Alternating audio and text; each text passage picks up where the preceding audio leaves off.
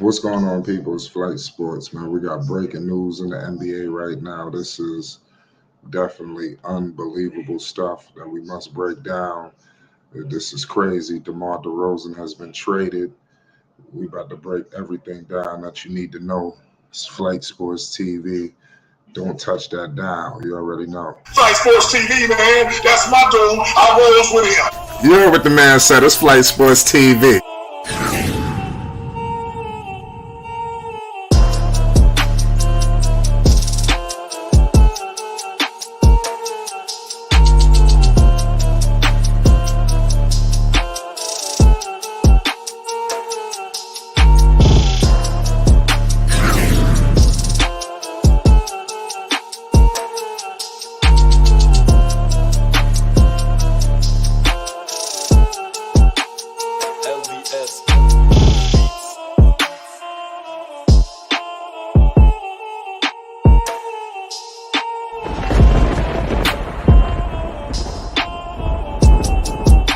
Like I said, Flight Sports TV, that's where it's at.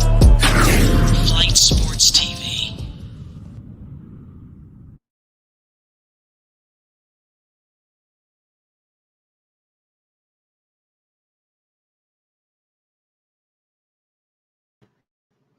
What's going on, people? We're gonna have to break this down, man. We got a three-team trade to discuss, man. Lord have mercy. DeMar DeRozan has been traded to Sacramento Kings. Now, we all knew this was going to be on the horizon. I don't think anybody is surprised that this has occurred, but this is very intriguing. He going to Sacramento. We all know DeMar, he gonna ball. That's one thing for sure. Two things for certain.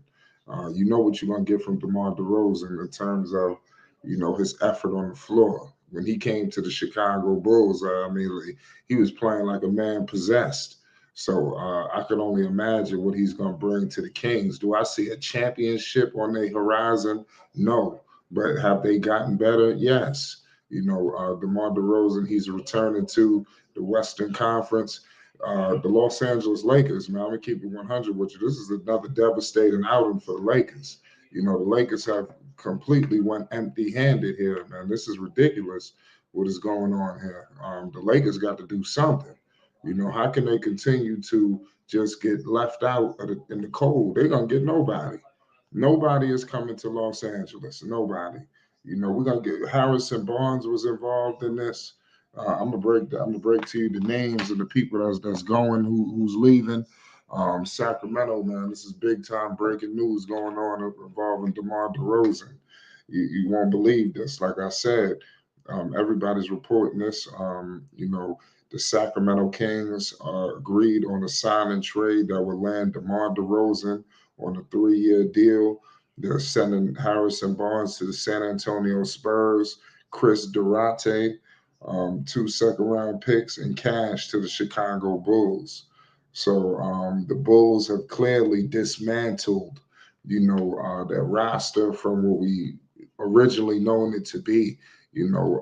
Clearly it's looking like Zach LaVine, Alonzo Ball, Vucevic is next. I mean, what the hell are they all sticking around for? The Bulls are finished, and it's crazy that it took them this long to dismantle the band, but let the Cooper Flag sweepstakes ensue, because that's what's going on right now. They are putting their hat in to make sure that they are a losing franchise, a losing organization this season. The Bulls are not looking to compete. Look what they're bringing back on this trade. They're not looking to do much, and it's looking like they're trying to get rid of Zach LaVine for little to nothing. So they're probably going to bring back a bunch of young players that, just can help them get Cooper Flag. That's crazy. Like I said, the Lakers are without a superstar. They have not landed anybody in free agency. They have been left in the complete cold. They lost out on Klay Thompson. They lost out on everybody. But DeMar DeRozan, I repeat, has been traded to the Sacramento Kings. It was a lot of speculation going on with De'Aaron Fox. De'Aaron Fox was running around talking about he wasn't gonna re-sign. He wanted to wait and see what the team did with the moves and this, that, and the third. I'm pretty sure he's happy now. Um, he's a good. This guy DeRozan, he's good for the locker room. He's a good teammate. So I could only, like I said, when Lonzo was going through his injuries, DeMar DeRozan was very encouraging, to Lonzo. So I can only imagine what he's going to do well for Sabonis and all these other people. He's not the number one option here. They have Fox, but we all know DeMar. He's a big time, shot maker. I don't see where do they move the needle in the West. I don't think anybody's scared or concerned with the Kings. That's why I'm very confused with this move for DeMar. I look at DeMar, he's getting up there in age. I don't think he's got many good years of this left. Eventually, DeMar not going to always be able to do this. Make sure you hit the like button and you subscribe for more news, updates, and more. Shout out Leaderboard Sports. He says Lakers can still get Levine. Yeah, we're going to find out what the Lakers are going to be able to do. But as of right now, the Lakers have been left in the cold, the dust, and nobody is looking for the Lakers. The Lakers are out of it. He said what money or what assets. I'm pretty sure there's other teams out there that could put a much more compelling offer on the table. You even heard Levine out there in Sacramento at a point in time. Clearly, they're out of that sweepstakes. Miami got to do something. Don't be surprised if Levine or somebody end up in Miami. You heard DeRozan's name floating around Miami. Thunder says Lakers just paid Bryant up. She sure did. They sure did, man. Shout out to the Lakers, man. They're going to figure it out. At the end of the day, they got LeBron and Anthony Davis, right? So that's always their calling card, and everything else is just in between. But where does this put the Kings in the West? Not a season ago, they surprised a lot of teams. They came out of nowhere. They took the Golden State Warriors to 7 games. So they showed they well coached. Mike Brown, in my opinion, he has upgraded his coaching, style from his previous outings. Sometimes Mike Brown always wasn't on point. He had to go sit next to Steve Kerr and get all his things ironed out. And now you see a much better coach, Mike Brown. So let's see what he could do with DeMar. But I just don't see any championships. I don't ever see any conference finals. Are they better than Minnesota? No. I can't ever say they. Well, I was going to say they're better than the Lakers, probably on paper, but not pound for pound. Maybe they take the Clippers spot. Are they better than the Clippers? I say yes. I'm just trying to figure out the needle move for this for DeMar. I think DeMar made a terrible mistake. I think he should have possibly went with a Laker team, who probably would have got to a championship a lot faster. Because with the Lakers, it's all about seeding. Of course, depending on where they finish, but it really don't matter, what seed they're in. They could be an 8th seed and still fool around and get to the finals, still get to the conference finals. If they could just avoid a couple of different teams, they'll be all right. Big Relly says the Kings was low-key a piece or two from a deep run. Well, they got this piece now. We're going to see what they could do with DeMar DeRozan. I just don't think this is a needle move, in my humble opinion. I think that I'm just not thrilled. Maybe if you're a Kings fan, y'all got in the conversation for the summer. All these deals is happening. Y'all had to swoop in, and you couldn't lose them to the Lakers. If the Lakers get them, what does that put? Where does the Kings float in all of this? You still got Lauri Markkanen out there. He's like another domino that I guess the next domino that could fall. Free agency has been crazy. A lot of teams have been left out. But shout out to DeMar DeRozan, man. It's unfortunate that they couldn't figure it out in Chicago. He balled out. He almost had an MVP caliber season. If it wasn't for all those injuries, that team will forever be a team that of what ifs. What would they have been? You know, that's what that Chicago Bulls team is going to be. You know, we got to always go back to, you know, the coaching staff. At the end of the day, did they maximize DeMar DeRozan? You know, that's key. We have to be honest with ourselves. I can't say so, you know, but the Bulls run is going to go down in disappointment. You know, they couldn't, they nobody could be healthy, you know, and then it seemed like him and Zach LaVine was not a perfect marriage, you know, and Lonzo. Without Lonzo, it literally made absolutely no sense. You know, it just was running around with chickens with their head cut off. You know, without Lonzo Ball, Vucevic, he just was not the perfect big man. You know, and Demar plays the regular season like it's the finals. You know, so that's another thing. And then once we get to the playoffs, DeMar DeRozan he struggles. You know, so these are the things that you have to monitor, you know. But now he's a member of the Sacramento Kings. Hell, I bet the Chicago Bulls don't give a damn. Shout out Jessica in the building. You know, the Bulls, like I said, the Bulls are tanking, in my opinion. You know, it's clear as day. Big Relly says Clay a better fit than DeMar. Yeah, of course, Clay would have been perfect with the Lakers, hitting those threes in the corner. But DeMar, to me personally, I think DeMar DeRozan, he can hit threes too. You know, he's a guy who can catch and shoot. He's a guy who can get his own shot.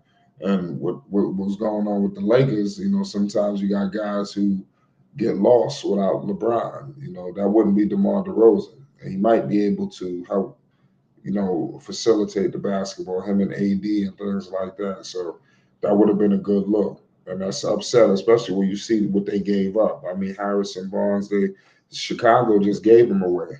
You know, the Lakers should have been able to swoop in on this deal and try to get him. But give credit to the Kings for stealing him from the Lakers. You know, you couldn't have him send him out. Leaderboard Sports says Russell, Rui, Christie in a second for Levine.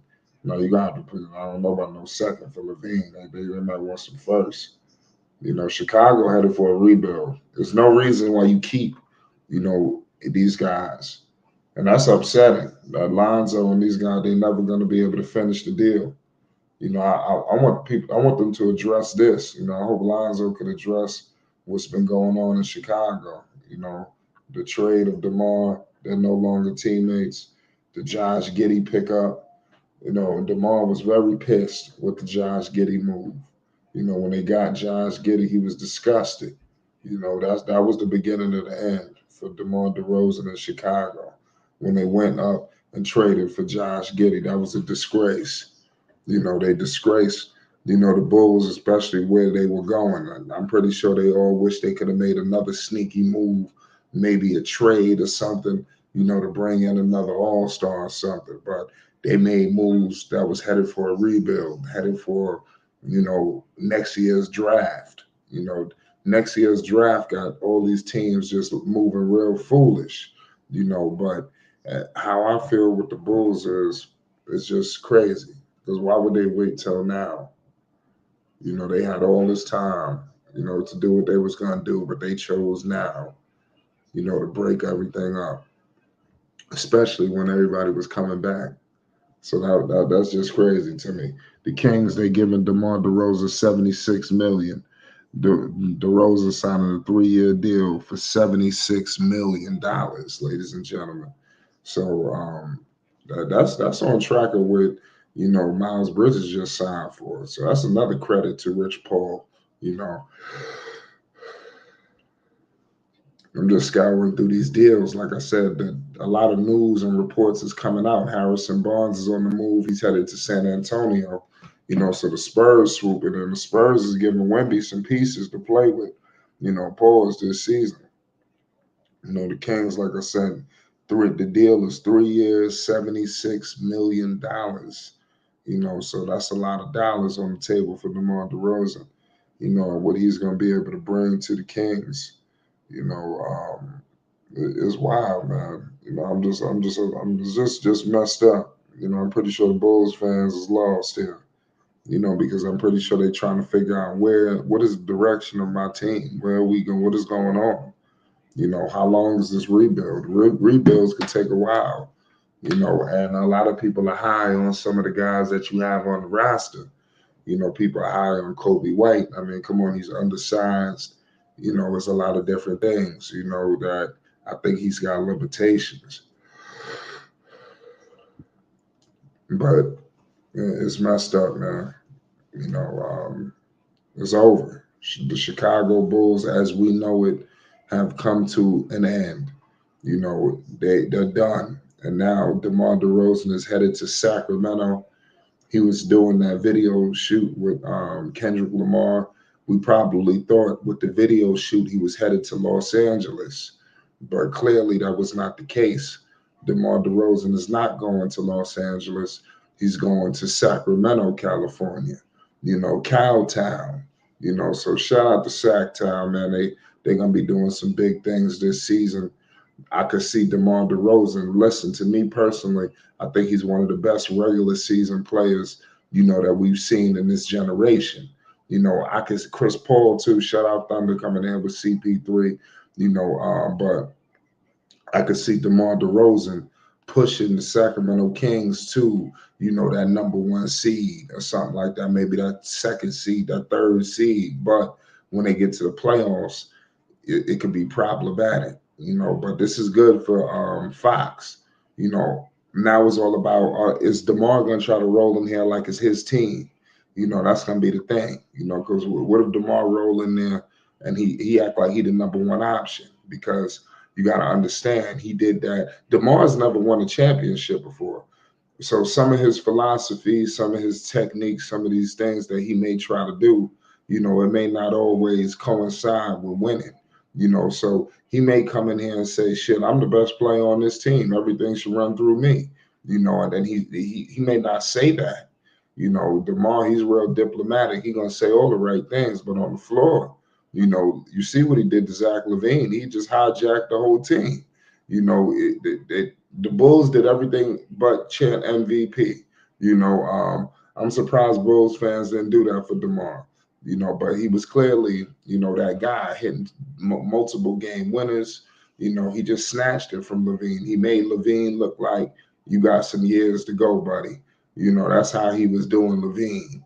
And I don't know how their relationship was because it seemed like they had friction. Thunder says LeBron at this age turns dudes into spot-up guys like DeRozan. Yeah, he's not a spot-up guy. You heard Klay Thompson say the Lakers have been too similar to what he was experiencing in Golden State. So all of these things are valid, but nonetheless, DeMar DeRozan is headed to Cowtown, Sacramento, California. He will be bypassing Los Angeles. He's not going to LA like some people thought. I thought he was going to LA too. I just thought it made sense. I wonder if these teams pushed for this, because it was a report this morning that DeMar DeRozan was flying to Sacramento. This is before the deal even happened. So I wonder if he had his pick and choose where he wanted to go. He chose Sacramento. Coming to LA is pressure, So, like I said, DeMar never won a chip before. We don't know what's his ultimate goal, in his career. We don't know if it's to make a whole bunch of money because he clearly just got paid, So I don't know if the Lakers would have been able to offer that kind of paper. We don't know. That's way more money than they gave Klay Thompson. I think Klay, what was it, 50 mil? So you see what's going on. Somebody says LeBron the third option. They talk like that, So who's to say LeBron and DeRozan would have fit, DeRozan like to handle the ball, but I guess this is big for Fox. He was able to play with Lonzo. Now he's playing with Lonzo's arch nemesis and De'Aaron Fox. That's big time. Thunder says, I think Sabonis has been more of a first option. Yeah, that's why I said Sabonis been solid. I think that sometimes he runs into issues, but he's a throwback in my opinion. I like I like his game. I like the way he posts up, back to the basket kind of guy. That's the kind of players that I like. Thunder says Fox is a scorer and a decent defender, but they ran the offense through. Yeah, You're right about that. Fox, to me, he had a lot of threes. He's very fast in the open floor. So Fox got a lot of good qualities in him that he could, impact the game in a positive way. You gotta work with Demar now. That's another piece. That's a big piece. That's a big time upgrade over Harrison Barnes. I think Harrison Barnes got limitations. I don't think he, is a guy that could get his own shot as well as obviously you're talking about Demar's one of the best isolation players of this generation. So he's a guy you're gonna be able to dump it to. Everybody get the hell out the way, and he'll be able to figure it out. A mid-range assassin. Demar showed in Chicago that he could bring it out to the three-point line. So I'm pretty sure Demar's just happy to be in California. Period. Been all over. Toronto, San Antonio, Chicago. Now you see he's headed, to Sacktown. Let's see what the Kings do. They got a good arena. Shout out to the Kings fans out there. Good organization is brewing. And this is just another domino, that they're going to be able to put on the table for their organization and their team. Let's see how the offense runs now with DeMar DeRozan. Let's see if DeMar could, take a step back willingly, because DeMar got to sacrifice to do what he needs to do. And that's Fox team over there. So that'd be crazy too, if it was some kind of power struggle. But Fox do know they need some help. And in the playoffs, they lost to the Golden State Warriors. What was it, 2 years ago or whatever? Now, as they roll into this season, the Golden State, we don't know what's going to happen. Teams is falling off. Look what's going on with LA. They ain't getting nobody. So they already was fighting to get in. Sacramento, there was a team this year that was trying to get in through the play-in. Now you definitely increase your chances with a great regular season player. Like I said, DeMar, his track record in the regular season is tremendous, especially when he has a team that, could do something. The Kings don't have the injury issues that was going on with Chicago, so it's definitely a fresh start. So hopefully everything works itself out. Nobody gets hurt. And because I think he deserves to play with a team of guys that, could be available, because I think everybody got cheated. Lonzo got cheated. Zach got cheated. DeMar, everybody, even the whole Chicago organization. I think that dude, AK, the president, he would have won some kind of executive of the year. So I think they was going to run a clean sweep out here. DeMar was going to fool around and win MVP. They would have won executive of the year. They would have had all these all-stars, So it's crazy. It was a number one seed, and we never got a chance to see what that would have looked like if everybody was healthy. All we're going to go back is remember, yeah, man, we could have did something if we all was healthy. That's going to always be the sentiment around that team. Once Lonzo went out, it was it. That's really the thing.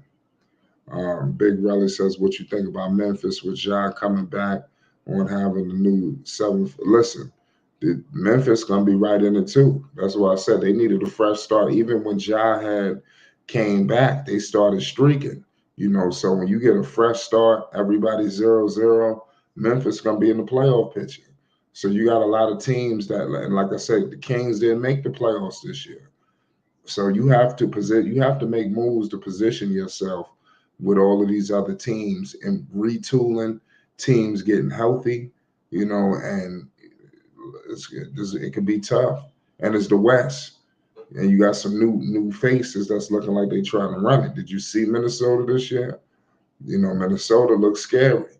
If they could ever figure it out, they could be a perennial team running clean sweeps for the next years to come. But like I said, back to DeMar DeRozan, this was a big time situation. I don't think you could have asked for anything better from DeMar, to come to this squad out west. Time is ticking. I can't wait to hear what he has to say. Was this his choice? and because it's so messed up because they make sure they stick it to the Lakers. They make sure that they say, hey, it was a chance they could have signed, but they chose to do something else. That's what happened with Klay Thompson. Klay came out and said the Lakers would have just been too much like how I played in Golden State. I wanted something else. That's why I went to Dallas. We don't know what DeMar DeRozan his thoughts is, but I do remember there was a point in time where he was a free agent and he could have went to LA. And I think he was saying that's where Kobe was and this, that, and the third. I wasn't gonna do it. It was a bunch of BS. That's the house that Kobe built. What is he gonna be able to do when he come there? And you see LeBron is there. They're not giving him really no homage like that. You know, only when it's convenient. Sky said the Lakers. Yeah, man. They the biggest losers in this trade, the Lakers, because they were supposed to get DeMar DeRozan. I know he wanted DeMar. LeBron like DeMar DeRozan. So it's upsetting. They gonna have to roll their sleeves up and possibly have to retool now. You know. But back to the Kings. Let me know what y'all think in the chat of the Kings. Does this put them in the championship equation? Are they a top 5 seed? To me personally, I don't think and nobody got nothing to worry about with the Kings. I think for DeMar, he should have went to LA. That was really his best move was LA, but it's messed up. He didn't see it that way.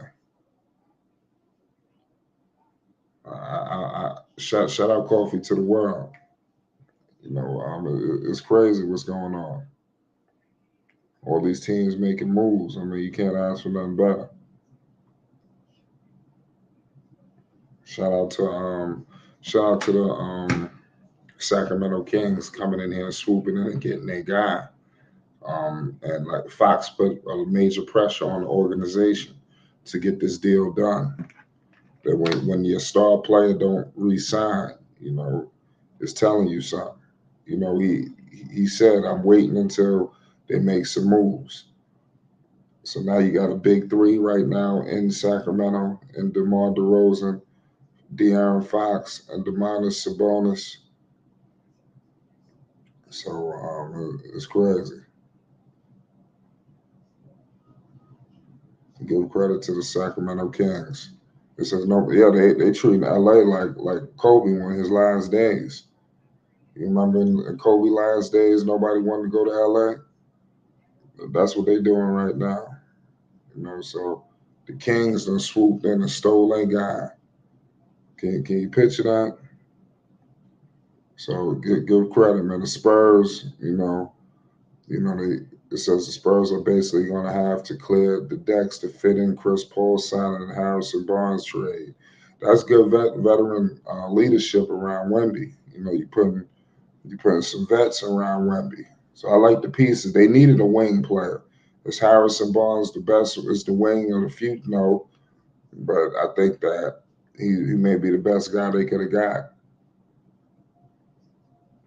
So give credit to San Antonio for still making little sneaky moves. So Chicago will create a large 17.6 trade exception.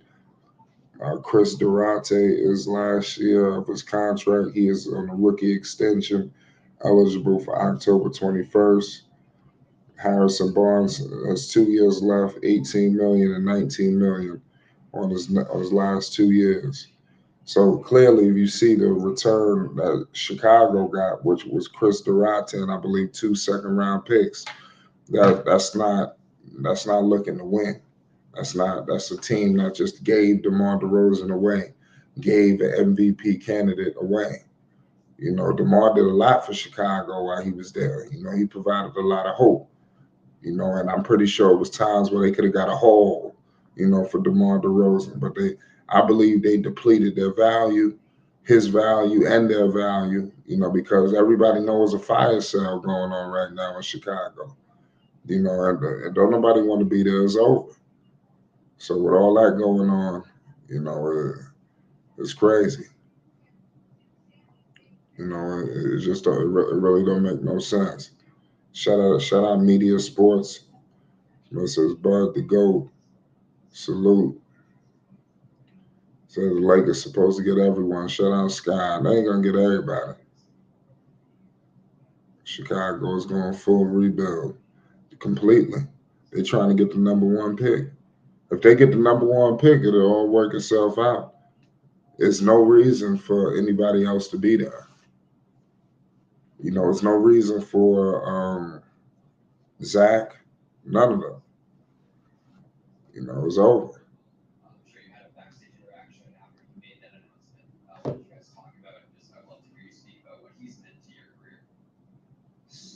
The Thunder such a crazy. This is sad. Shout out Sky Thunder. All y'all in the chat. Coffee.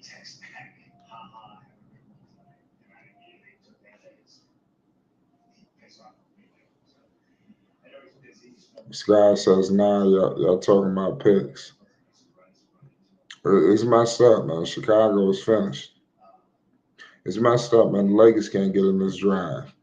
The Lakers keep fooling around. They're gonna get a draft pick by accident. There was a couple times, a few seasons where the Lakers they was going hard, missed the playoffs, and damn near got a top pick.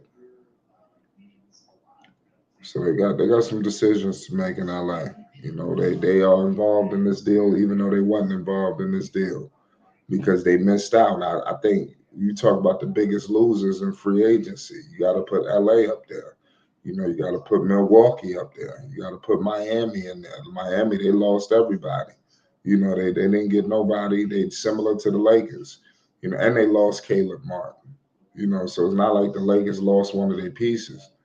Miami, I know they this team that they overcome the Miami Heat, white hot, and you know, but I mean, you can't lose every goddamn body, you know, and still overcome. You know, just at some point, enough is enough. The Lakers should have got DeMar DeRozan, man. I don't know how they let this one slip. You know, I don't see what's next. You know, for them. You know, the guys just got to be healthy. They're going to be relying a whole lot on Anthony Davis. If Anthony Davis go down, it's over.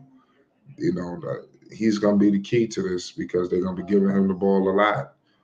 It says the Lakers upgraded with Brownie. Well, we all know that's a developmental project. You know, he was the 55th overall pick. It's going to take some time with Brownie. You got to be patient with Brownie. You know that. But Big Rally says, "Do you think Zoe's staying?" No, hell no. I think they about to let everybody go. But shit, by the end of this month, I wouldn't be surprised if everybody gone. Probably by the end of this week, shit. Zach LaVine is next. You letting go of everybody. Vucevic, you about to give everybody away now. Shit is over. They might keep Vooch on the team. They might let everybody go and just keep Vooch. You know, but Vooch, they can let Vooch go. But right now they screwed their return. You know, because everybody know the play. They don't ever want no return. They just giving this shit away at this point. They about to just give away Zach LaVine. I mean, I want to see what they're gonna do. How desperate are they to get in this draft that even if you do bottom out, there's no guarantee that you're gonna get the number one overall pick. The way they got the shit set up, it don't even make sense to tank. You know, it don't. Not deliberately. You know, if you're gonna be a bad team, shit, you're gonna be a bad team. Yes, the Hornets coach did look good tonight. You know, it's too bad that we didn't have. Pardon me. It's upsetting that we couldn't get all the shit that we wanted to see, man, with Brandon Miller, but it is what it is. Give major props to him.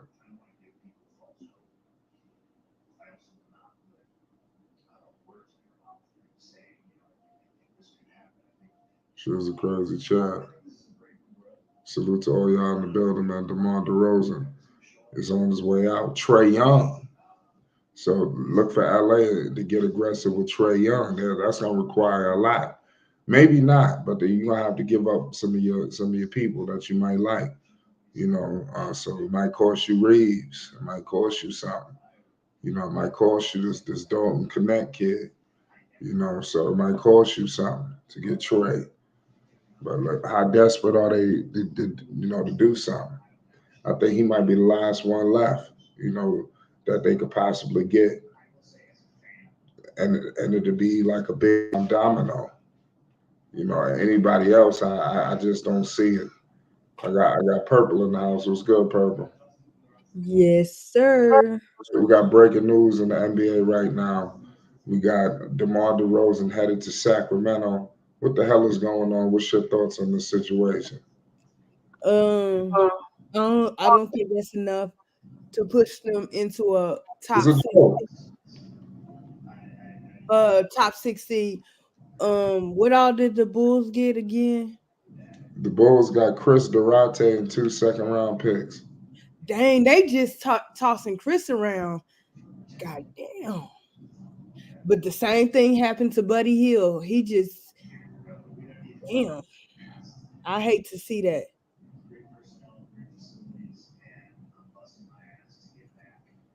But it's okay. Like it's nothing to get overexcited about. I don't think this progresses this team.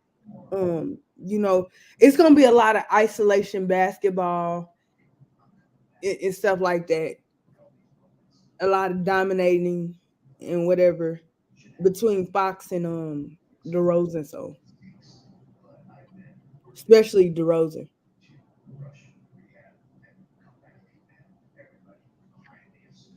Yeah, man, I agree with you. It's, I'm glad DeRozan stuck to it, but I seen that he got 70 million. So you know, and whatever. So he still got his bird rights. So he playing the game smart. I'm not talking about his age, Thunder. I'm just saying like Chris been tossed around. Like I think he, if I remember correctly, got drafted by the Pacers, and I think he was there for a year, maybe less than that. The Pacers traded him somewhere, and then who's just man.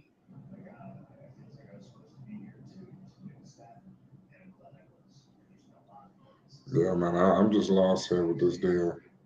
Me too. I don't like. Do you think he's an upgrade over Harrison Barnes? Who? Um, DeRozan.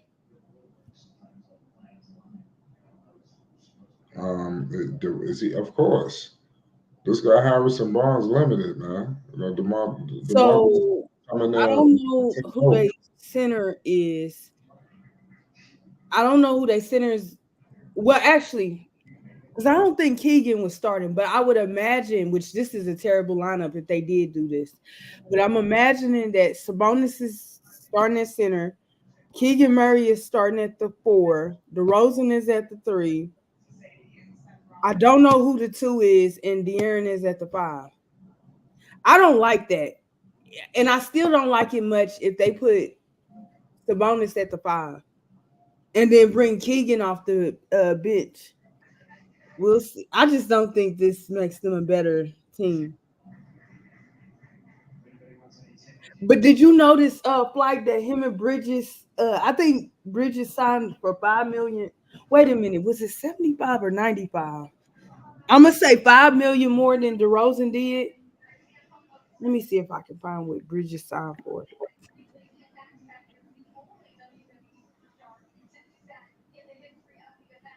What is this? Let me see what he signed for. I'll see if they still talking about. Ew, why they tweet that picture?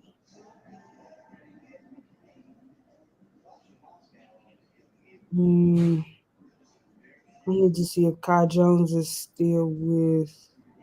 Yeah, so DeRozan signed for 5 million less, if that makes sense, than what Bridges signed for.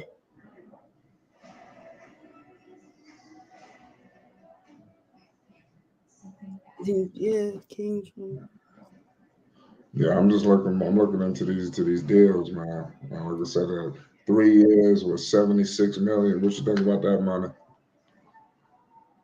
Who got 76? Demar? Oh, I thought it was 70. I read it too fast. My fault. Never mind. So he got almost a million more than Bridges. Well, I mean, spread it out. It's probably a 76 over three. Yeah, Bridges got a similar deal. He Yeah, got 3 years. Just a million.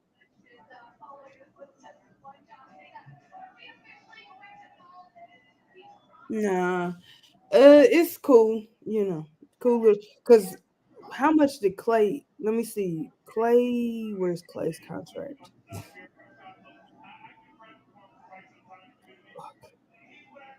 I forgot what Clay got.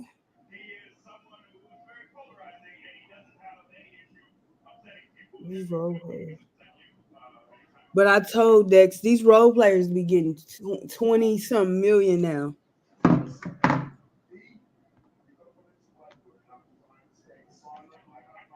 So Clay got about 20 something too. I thought it was 3 years, 50 billion. Let me see. Clay. Wow.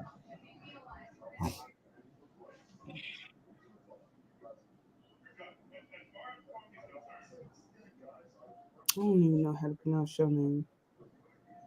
Yeah, Demar. So Bridges got 75. I do remember that. I don't care. How much did Caleb get? Because we was talking about Caleb earlier.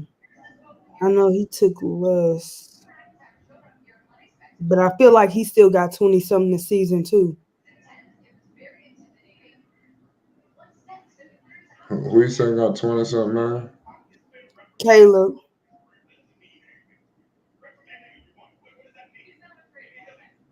Yeah, okay, that's crazy. We talked about that.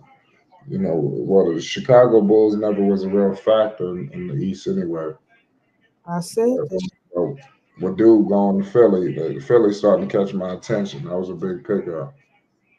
But my my thing about Philadelphia, I mean not Philly, like for role players to be making 20 something. Like I remember when star players was getting that. God damn, like just wait till they start making 30 million. Shit, LeBron making 50 million. Yeah. I think Steph is too. I think KD might be close. I forgot. I ain't looked at his contract in a minute. Where is this? Matter of fact, how much? Buddy Hill not. Wait a minute. Let me take my time to read it.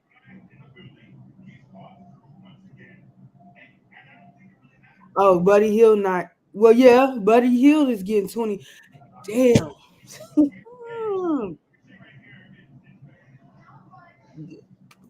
20. I know Thunder. I know inflation is like I know we gotta see the cap and stuff like that, but dang, I remember when players was making like it felt like just yesterday they was making like 7 to 18 like you look up now and you like, wait a minute, 20 million. I would say whoever DeRozan is with for his agency does a good job getting him deals. I will say that and making sure he stay paid.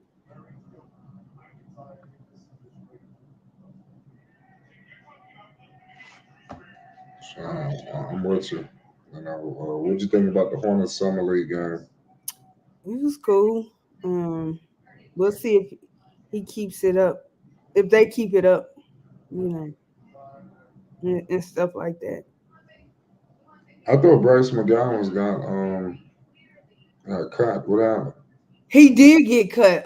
Everybody reported it. I didn't understand it either. So maybe he won't, because they gotta even in the summer league have a certain amount of players on their roster, um, and whatever to play. So maybe that's what it was. and he won't be there next game. We'll see. Cause I didn't understand it. Yeah, I wish they should have kept Poker. I wish they could have kept him. I like the people. Some of the people they gave up. Bird Times. I thought he'd have been good. Maybe not defensively, but hitting threes. Yeah, my problem still though with this Hornets roster, they don't have outside of the guy they drafted this year, they don't have no real power forwards. They gonna have another year where if Mark Williams is not.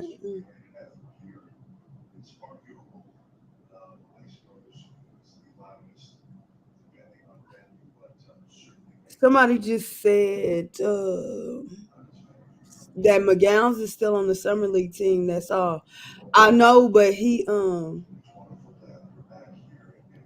you understand they have to pay um they still gotta pay him though, if that makes sense. Like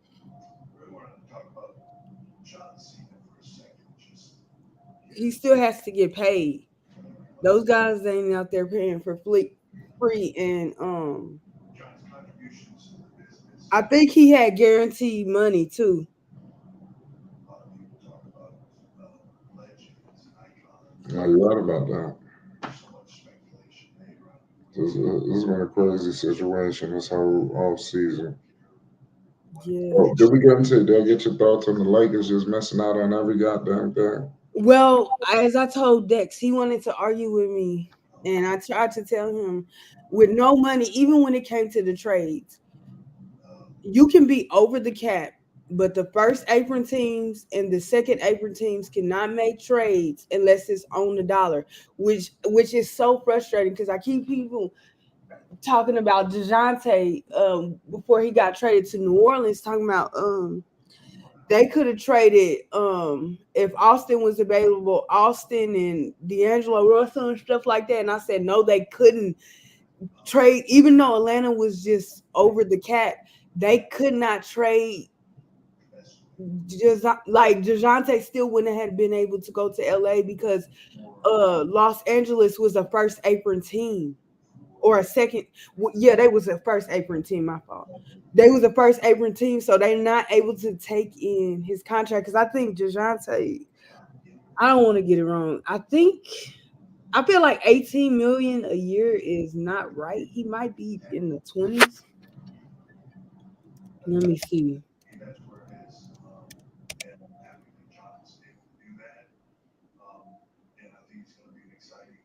Let me see where DeJounte, how much he was making.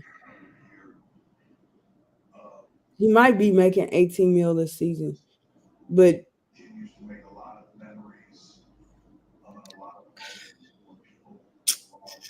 that's why you seen like with the Clippers and what's the name?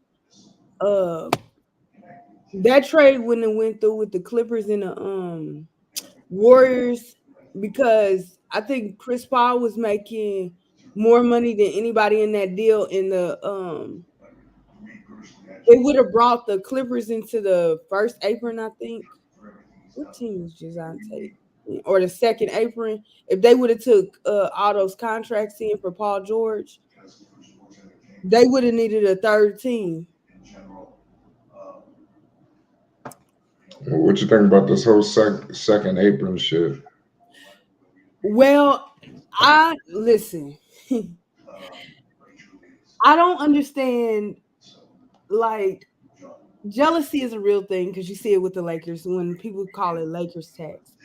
I hope it really wasn't because Golden State drafted, they three guys and they spent the money and went over into the luxury tax and all that other stuff for their team. I really hope that these rules didn't get created because of that. Because Boston just went and did the same thing. They went and paid Jalen Brown. They went and paid Jason Tatum and stuff like that.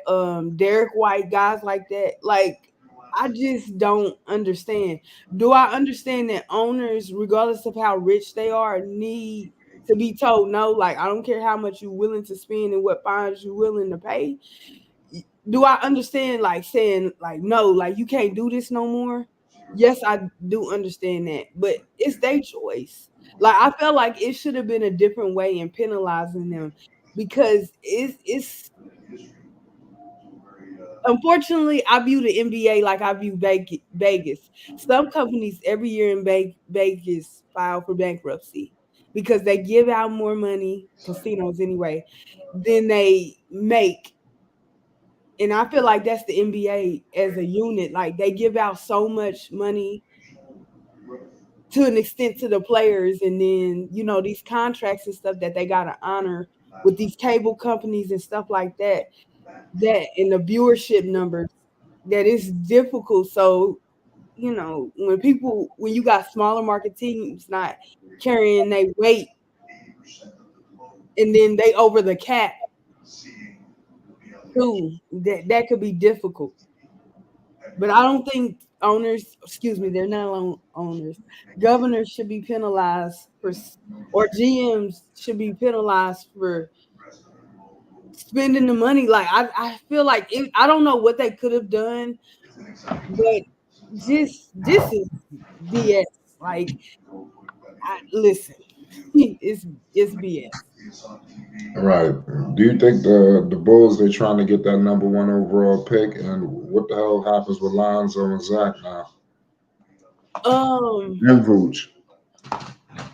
Here's the thing.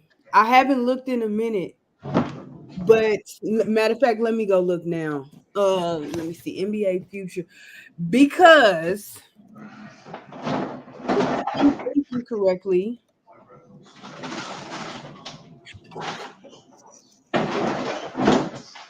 let me go to the Bulls. Bulls. If I'm thinking correctly, and I'm about to read it to you, Flight.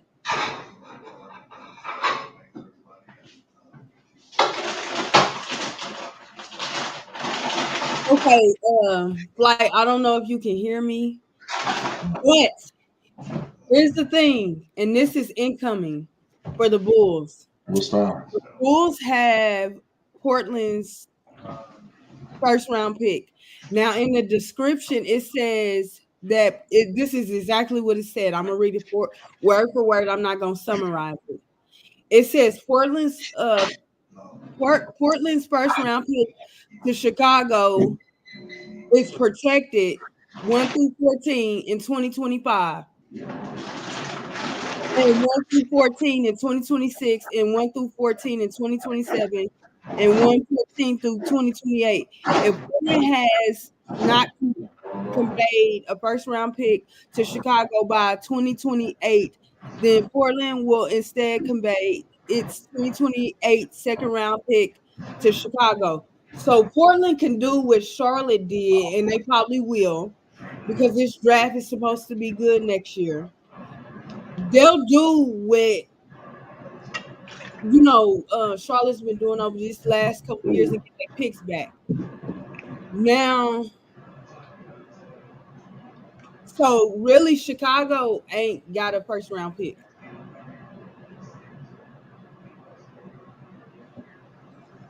They don't.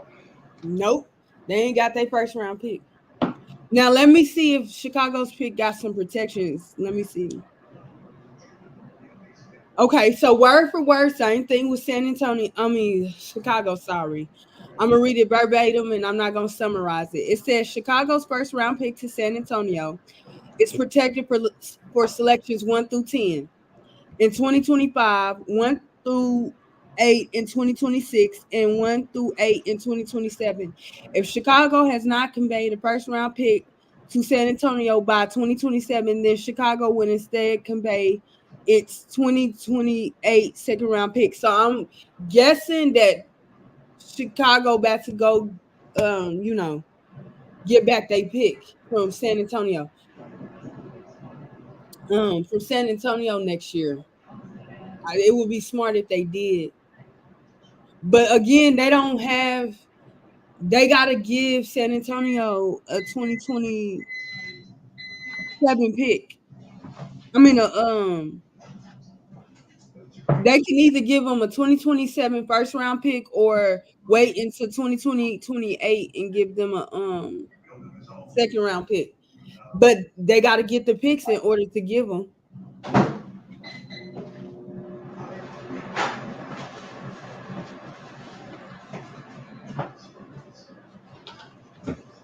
Good call. But free agency is far from done. What's the next domino?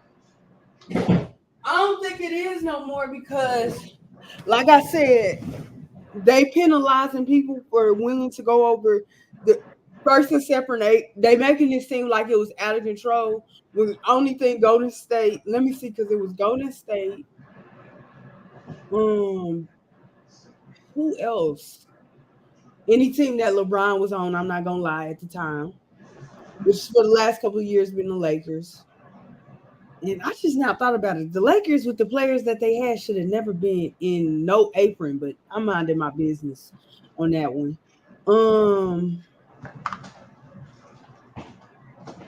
Warriors, Lakers. I don't know who. Oh, Miami. Listen, Miami. I'm gonna let it go. Miami been, but I don't think Miami was in the first apron. But it's BS. That's all I gotta say. Yeah, Miami did nothing, I don't think. They couldn't. Why? Because the second apron? No, I told you, like, it's dollar for dollar. So it ain't like, and I feel like it shouldn't be that way. You already penalize teams, for however much. I need to figure out through this. I think it's gonna be. I have to look in the CBA, but I think it's one player per season that they can do stretch provisions for, so they can stretch their money out.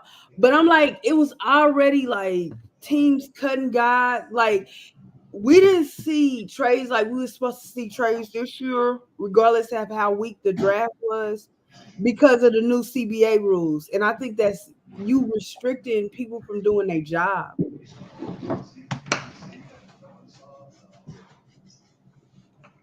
Yeah, you're right about that. You think JJ should have been coaching? You see Charles Lee, the people like the success of Charles today. I mean, like I told, I don't know if you heard me last night when Pope was on here, but even with Udoka, he had a potentially good structure, and stuff like that. Brown and Tatum were already there, so you already had like your little nucleus already. I'm not gonna put a lot of pressure on Charles Lee to get this team in the playoffs the first year that he there. I'm not even gonna be mad if in his first season, and I think that's a huge accomplishment if he can keep this team above 500 for one, but also get them in the play-in and they win the play-in game, and get kicked out in the first round, whatever it is. But I don't want him to be held to the standard, like, because they got to understand the Celtics was a work in progress. I think a lot of people want the Hornets to jump from being, and I understand this perennial playing team to now, this playoff team, and that's not how it works. They got maybe, I don't know, I would say a year or two, depending on the growth of LaMelo's game and how good Brandon Miller is, how they gonna incorporate this sixth pick. I don't think Mark Williams is gonna be there too much longer. And I'm gonna ask you this, Flight. Do you feel like the Knicks held on to Mitchell Robinson for too long? Possibly.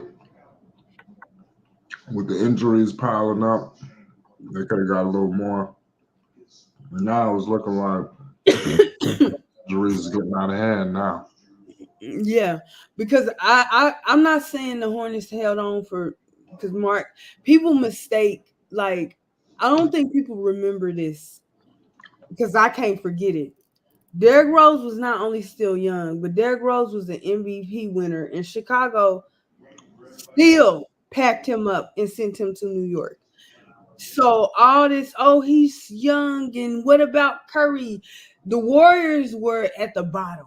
Like they were ascending to a certain extent, but they were a bottom team. Like I'm not saying they didn't have a choice but to keep Curry, but they were at the bottom. That's what you do when you at the bottom. Like, okay, what else I'm gonna do? Like, teams not really doing that for real. And when you keep getting hurt and all this, and then oh, we believe in you, they don't really keep. And that's what's going on with Lonzo.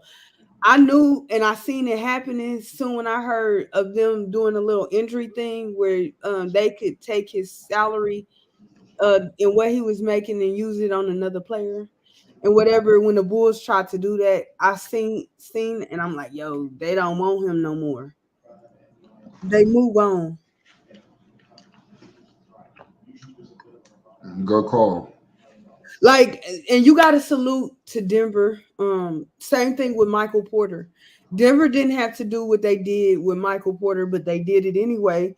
You know, and stuff like that. So you do have some positive cases, but normally you know that don't happen. Like I will never let that go. Even though the Bulls in a way did make the right decision, the fact that you packed up a former MVP winner and said, yeah, it's a done deal, that is wild to me.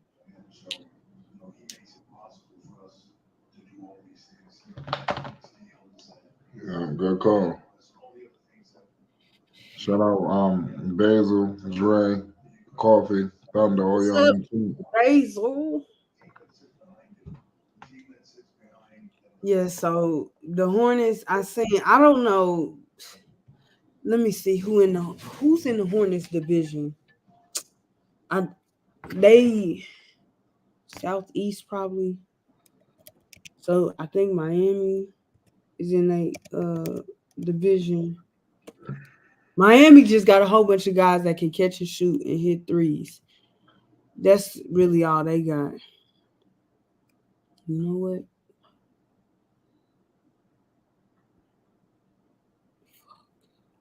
Okay. That's Fox Sports.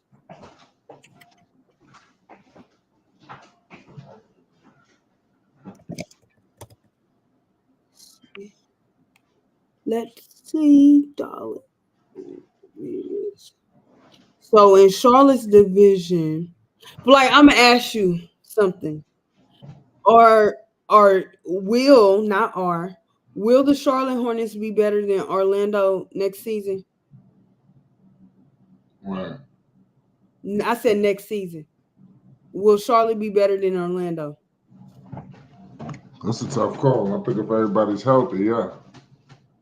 Will they be better than Miami? I don't know about that. Will they be better than Atlanta? I'm about ready. I'm leaning towards yeah, And then Washington? definitely Washington. Okay, I got them. I gotta see because I'm listen. Cleveland just been sticking around. I hope Orlando not like that. So it's a toss up for me if they gonna be better than if Charlotte gonna be better than them. But let me lean to the side that Orlando's gonna be better than Charlotte. Miami with a whole bunch of catch and shoot players plus Jimmy Butler.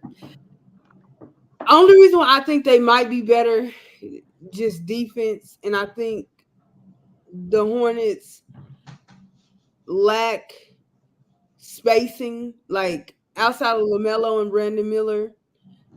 When I look, because I know Curry is gone, Bertans is gone, which I knew. So they got Martin on that bench still. They got Smith Jr. on that bench still. I don't know if Leaky Black is gonna be a part of the bench. But I feel like I'm forgetting somebody. They got Trey Man, the rookie. They don't have no floor spacers on that bench, if I'm thinking correctly. So they'll have another year where they shoot poor from three.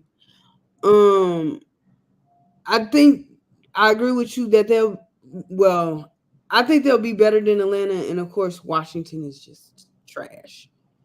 But that's who's in that division.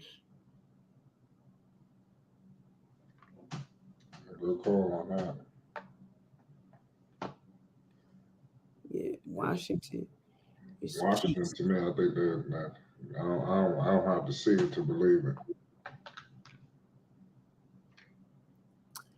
hell no to what to what Jessica yeah,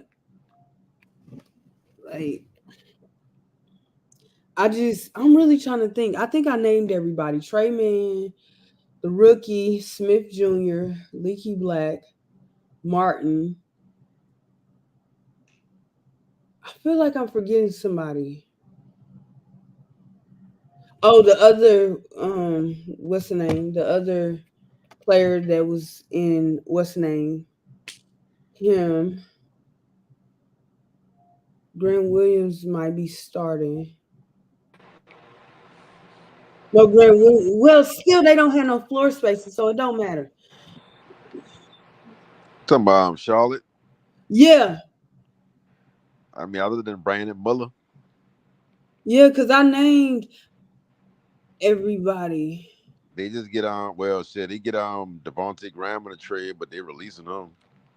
Yeah, I seen that. They ain't know what they want to do. I And don't think the then Hornets got a plan with the I don't think they know what offensive system they actually gonna run. right,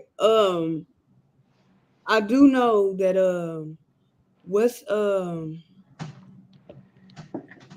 do you think, which I know the answer to this already. Do you think they can match up with Orlando? Mm, match up and how? What do you mean? Like, Like when we take, let me, because I don't want to get Orlando starting lineup wrong, because I feel like I'm about to get it wrong. So let me go look, because I don't want to get it wrong. But I know Pablo probably, see, I'm about to get it wrong. Let me just go look to see, because I know for damn I sure he think it's didn't catch Pablo. Paulo. Is Cole Anthony starting? That's why I'm about to go look. So I think they got at the 5 Franz Wagner, at the 4 Pablo. Okay, no, that's not what it Um, was. I'm glad I didn't. So Wendell Carter is a 5. I think Mark Williams is better. right, right, right. Pablo is at the 4. Whoever's at the 4 is gonna get killed, and that includes the rookie. France, I like Miller. If it's Bridges, I don't really care.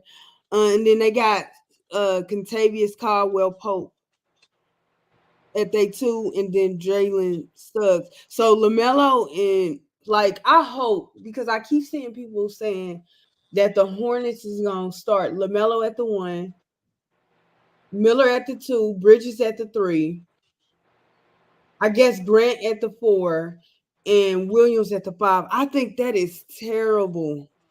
Yeah. So I don't like Miles Bridges fit with them no more. Like I get the athletic ability, I get he can run the floor, but he's a ball stopper to me. I think Yeah. with Lamelo, you gotta surround him with like shooters and the versatile wings.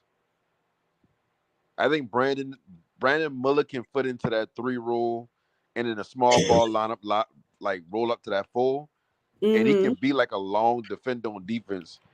But when he come to Bridges, not like Bridges ain't athletic enough to be a good perimeter defender, but it's like I don't know. He just looks more stubby than long, if that makes Yeah. sense. Yeah, I get what you're saying. Like I just feel like it's unnecessary, but they don't have a choice because outside of the rookie, they don't have any depth at that 4 position. Mm-mm. Like, Yeah, and Grant Williams is like shit. He all of 6'5", 6'6", yeah, too small to play most fools, too clunky to play perimeter on most tools. It's like yeah, he gotta play the 3 if you really think about it. but can he shoot? Nope. And I did hear him say that he was gonna work on his ability to space the floor and stuff like that. See, and I think that would be a mistake if they run Brandon Miller at the two, because they need another ball handling guard with a little size on them.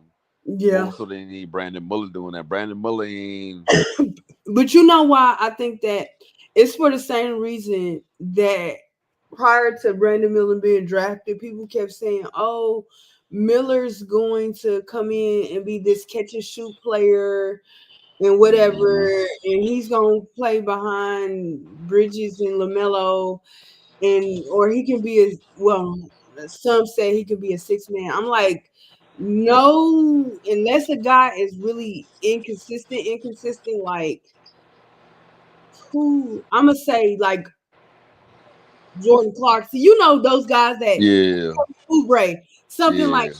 that. I said I don't see, regardless of what the write-up said about Brandon Miller, I didn't see Brandon Miller in that way. And I'm like, no, like people like Dex, they'll be like, oh, they're all stars and they did this. And I said, I understand that.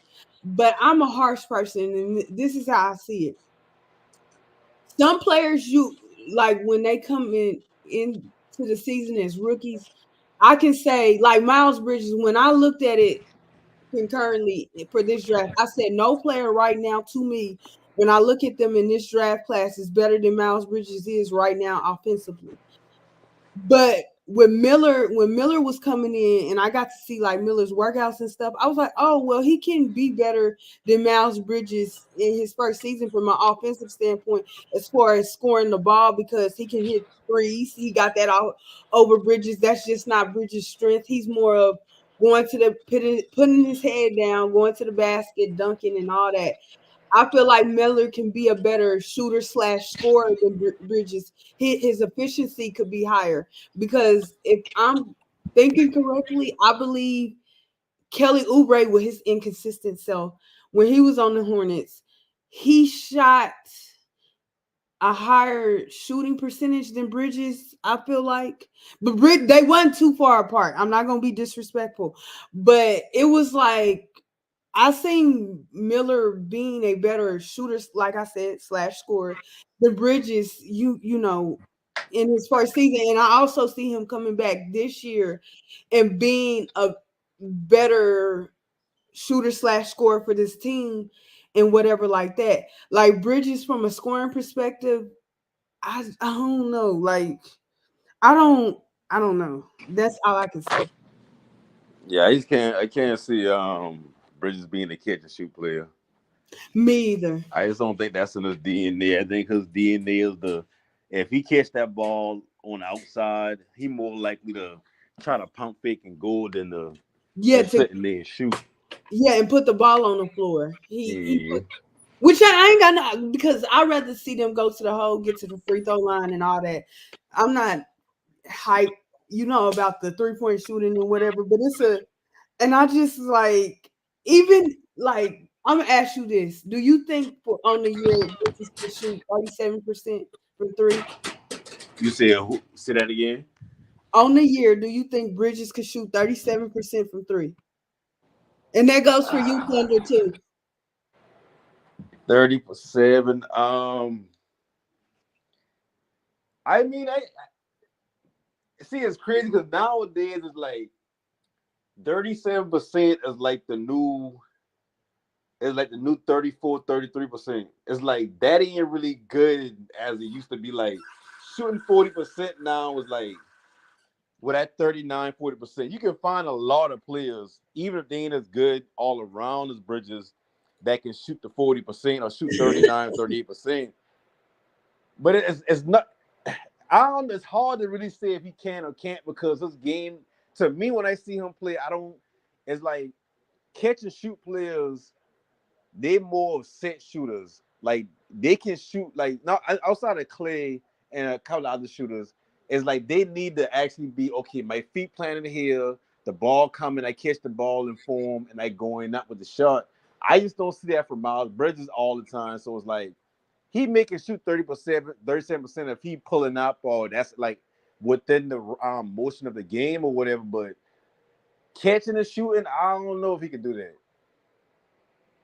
I think he can be too much. I think, like I said, his instincts gonna kick into, okay, I'm a pump fake and go, or I'm gonna make another play. Like I don't know. That's hard to say. I mean, he should be able to do it if he can shoot. I know that's hard to say. Yeah. I'm leaning towards no, and I know I seen because it's like he heard people talking and stuff. We know they did, but like I just don't see it for you, champ. Like I don't like it reminds me of like Brandon Ingram. I go back to him a lot. When people go, oh, he just has a I said, y'all gotta understand most of these guys that's playing that 3-point shot just ain't for them. And the fact that they're made and that pressure is put on them to play like that, like from outside in, is making like you got to get streaky guys like Kuzma and the Ubres and stuff like that, where that's just a thing to just, hit those threes because people don't want to admit that it's still a specialty, really, a really specialty skill that takes a lot of energy, I would say. Yeah. Now, I say for him to shoot 37%, it's not crazy, but it's like I don't know. It's like I just don't see him as a shooter unless he in rhythm. So for somebody to say, "Oh, he's a 40% shooter," or he's a 38% shooter, is like, like within what game? Because you can't develop Brandon Miller if you got LaMelo who need the ball in his hand to create. If you got Bridges who need the ball in his hand, maybe not sort of create, but to get a bucket. It's like if that's the case, then bring Bridges off the bench. But you're not paying him $25 million, so now you run into the problem of what you had with Terry Rozier. When Terry Rozier been making good money, but he had to start, and the team he been on is like he been good enough to start on that team. That's like Lou Williams starting. That's like Lou Williams starting on with the Clippers. Is like it wouldn't make no sense. Like he can score better than JJ Redick, but JJ Redick more of a floor space. Like JJ Redick don't mind sitting out there on the wing catching and shooting, but at the same time, JJ Redick don't bring you nothing defensively. So it's like you trading off. It's like, do we want somebody who can space the floor for Chris Paul to do his thing, for Griffin to be able to get these cuts to the basket or whatever, or do you want Lou Williams in a game who can get you buckets, but he also a defensive liability, and he also ain't really gonna space the floor because teams know he ain't trying to really catch and shoot. So now I say, like, you can put Bridges out there as a catch and shoot player on certain plays or whatever, but it's like, who gonna believe that he's just gonna pull a shot? And then like I just went to the because I'm on ESPN looking at the depth charts. ESPN has a proposed lineup of this: LaMelo at the 1, Miller at the 2, Green at the 3, Bridges at the 4. So Williams is coming off the bench, and what's the name at the 5. Now that does give you a little, you do get a shooter there, but that's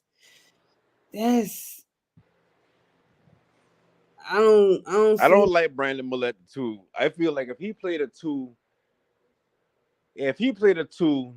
now you got a 6'9" player playing the 2. Then when you move to the 3, will probably be Bridges. He's smaller, and then you get to the 4. You ain't really got a 4 other than Grant Williams, so you even smaller.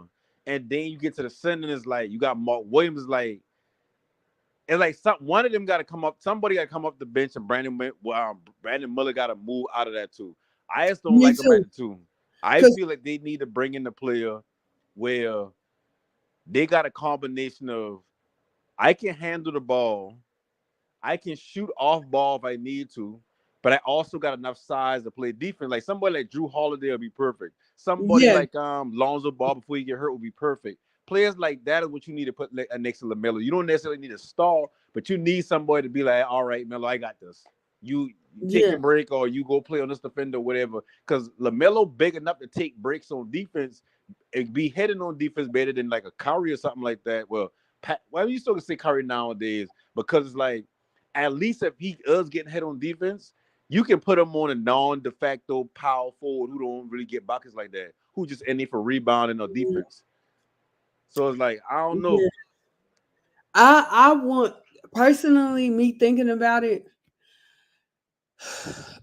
because the issue is we forget about the money, because I'm looking at, they don't even got the rookie. They got the rookie in the rotation, but he's in the third string. But they got the other OKC guy. My thing is, I would switch it around. I would put LaMelo at the 1, Green at the 2, and then Miller at the 3.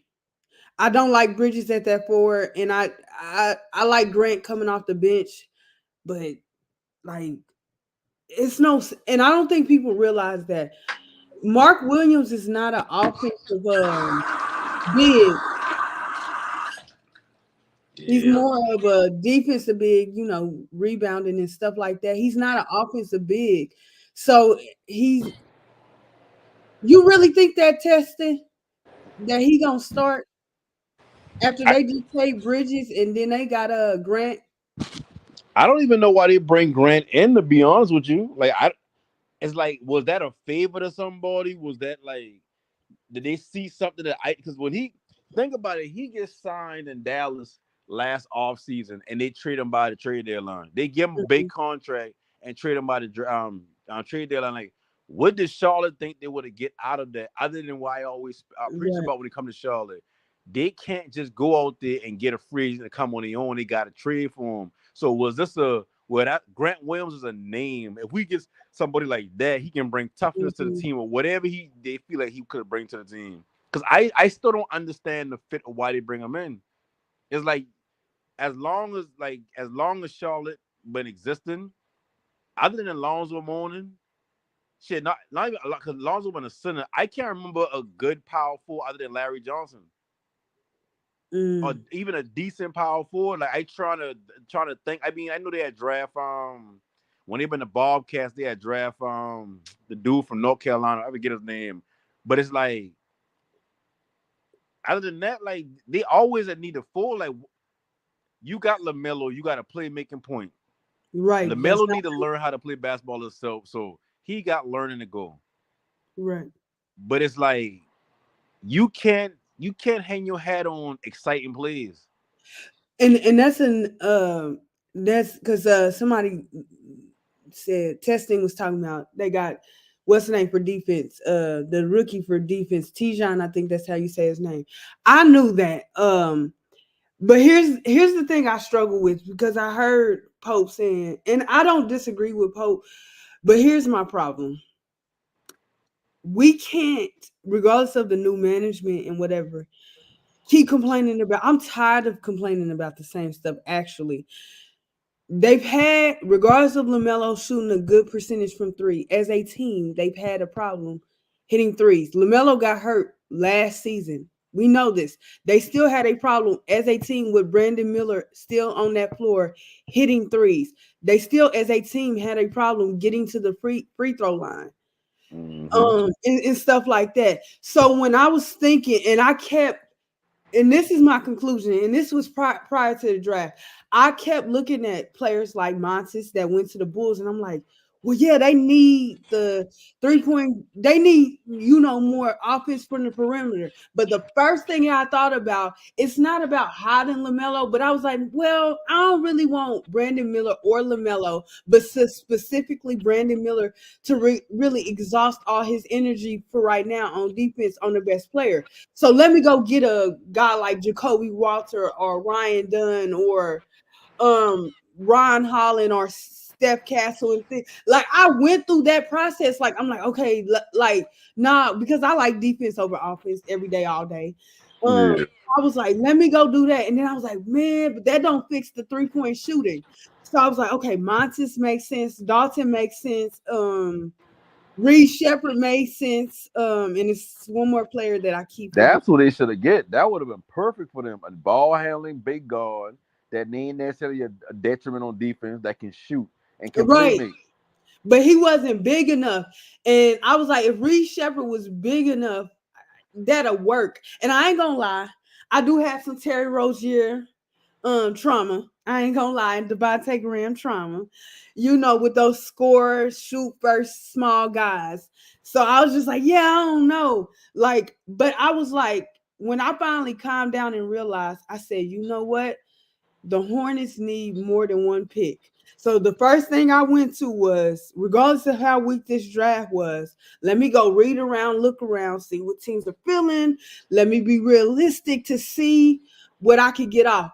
As I looked around and I'm like, okay, not necessarily cash, but I looked down the roster. I said, let me go look at a team like Philly, because at the time, they hadn't paid Maxi yet. And I'm like, okay, Philly is Philly, they playoff team. Is it any guy? We got Bridges, Bertans ain't worth much. But I was like, okay, they got Bridges.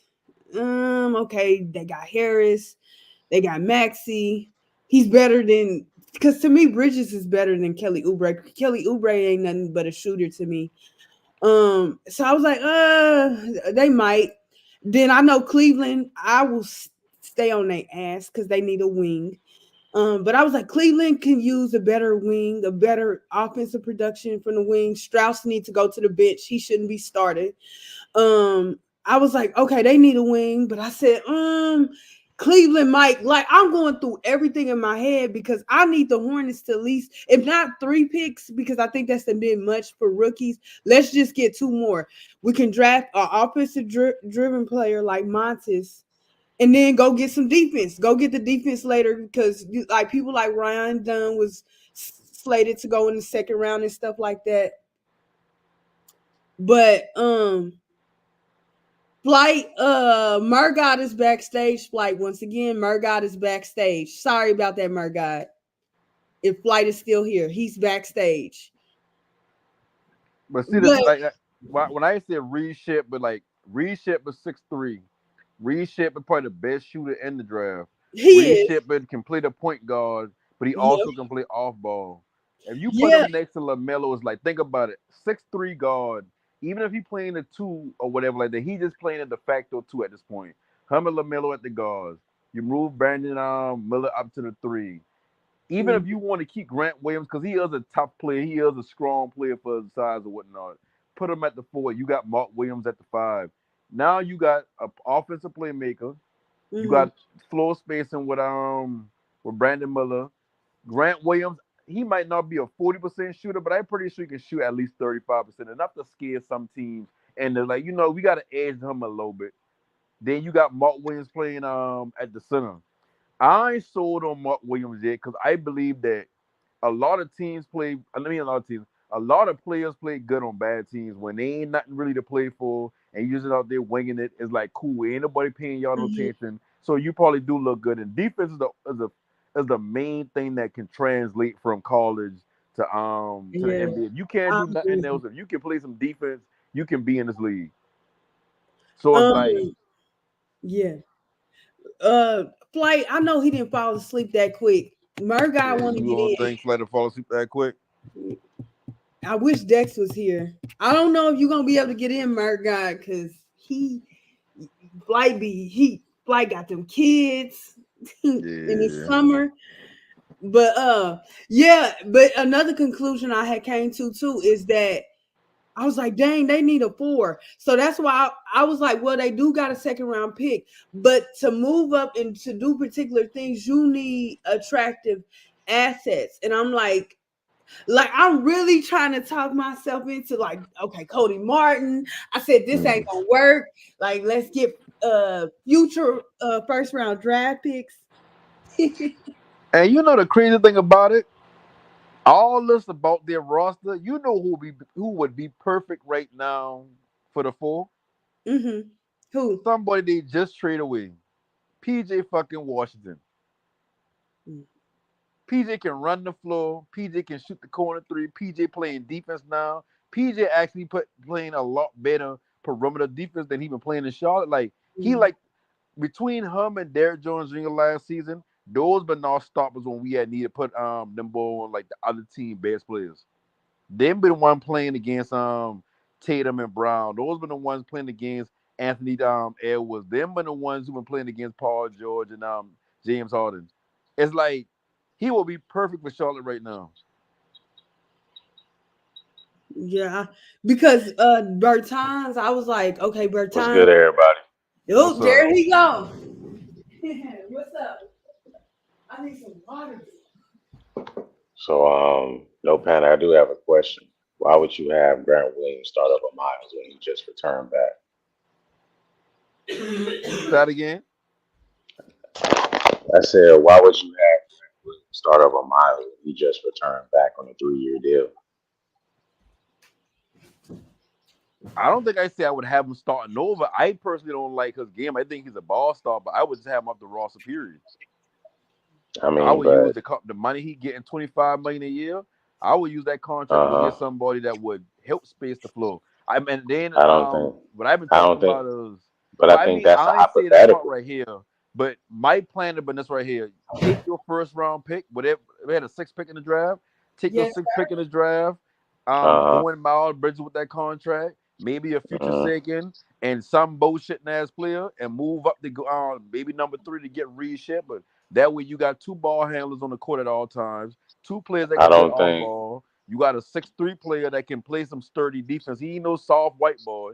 And at that point, you can move Brandon Miller back up to the 3 to where he will feel more natural. And if you got Grant Williams, you can't do nothing with him at this point other than trade him because he got a contract. It's like he got to play the de facto 4. He the one with the most experience at the 4. He can shoot to a certain extent, maybe not at 35%, but I'm pretty sure he can shoot something, throw a low fade out there to the defense. But I just don't like Miles Um, Bridges' game. I just think he just stopped the ball too much.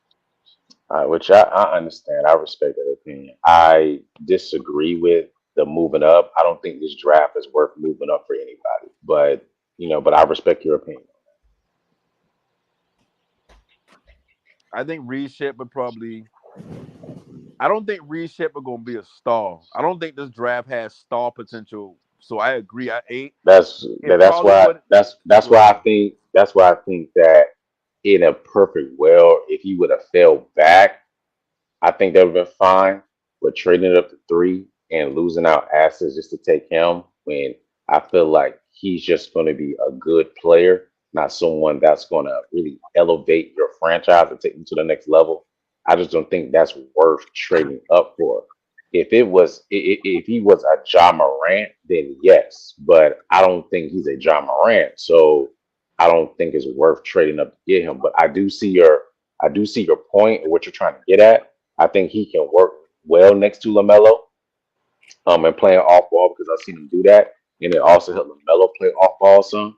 I still worry about his defense. That's why I particularly don't wouldn't. That's why particularly I don't really. I see your point as far as off ball. I just don't see him fitting next to LaMelo long term because we've seen that type of lineup several times in the NBA, and it just doesn't work. So that's why I just I not know really now. push. That's We kind of the can't. same as the Yeah, Luca it's and not. But that's Kyrie lineup. Both of them but kind of that's just it. didn't But work that's for a him. rarity. That's a rarity though, because when you look at that's a special occasion.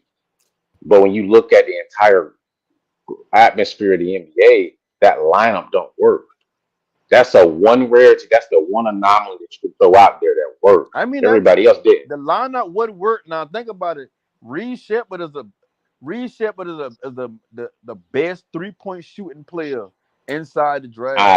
He I automatically get gonna that. come inside the league with a 3-point shot. If you got I him on get one that. side and you Uh, got Brandon on the other side, those 2 sharpshooters right there that space up the floor. Now, if you do want to I have get that. Grant or what's the name? What you call him? Bridges, or you want Williams, if you believe in Mark Williams for him to have more space, that opens that solves 2 problems for the Hornets right there. Another ball handler and 3-point shooting.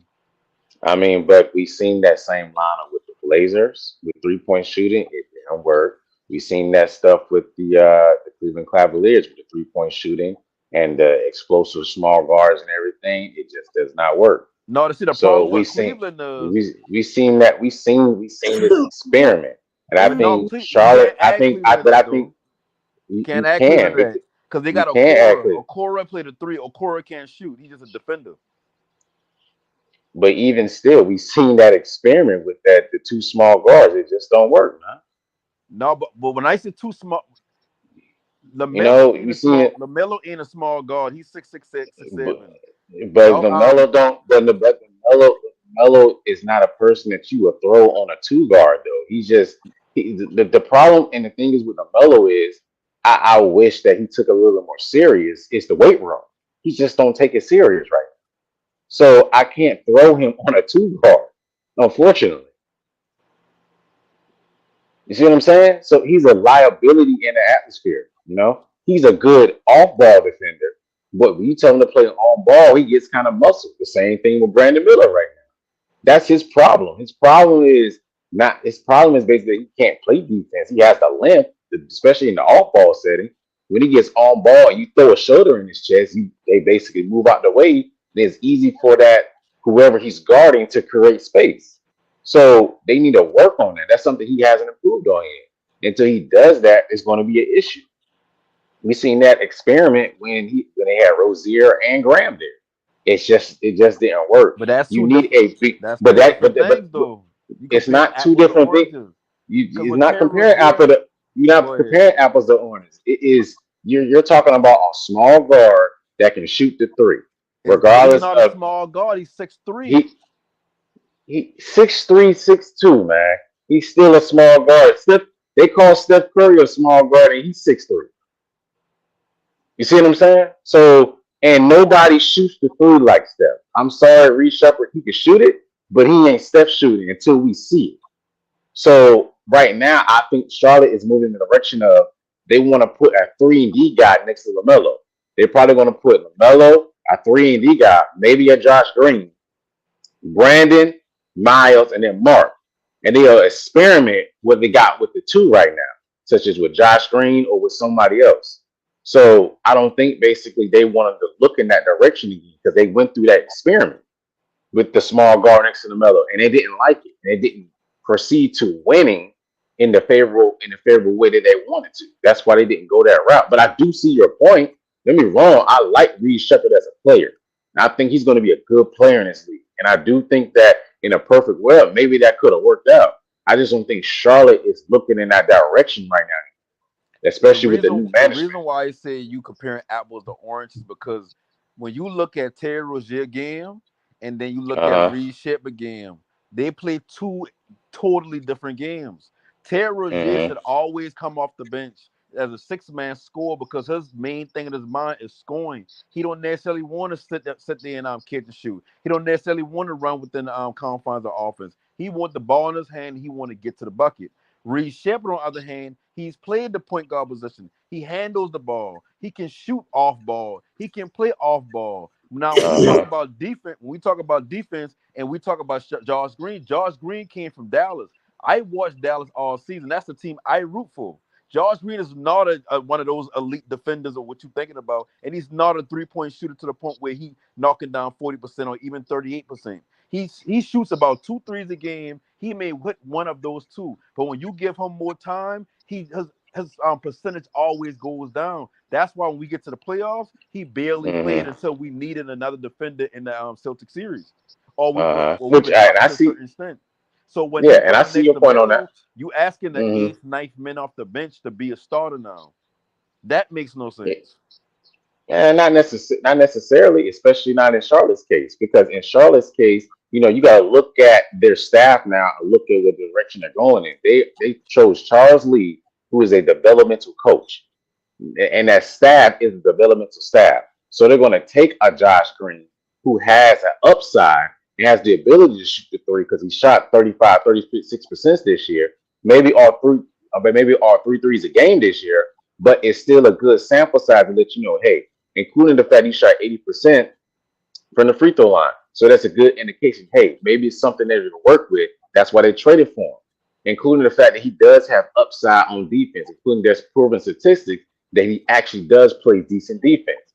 And you're looking at a coach that's looking to develop. That's why he went to a young team that he could develop. Josh Green is going to be part of that project, that plan, because he's only 22, 23 years old. So he's going to be looking to throw in that fire to be developed. And you can see the fruit of growth of that.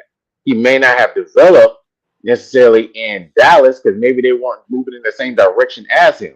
But he goes to Charlotte, maybe they do.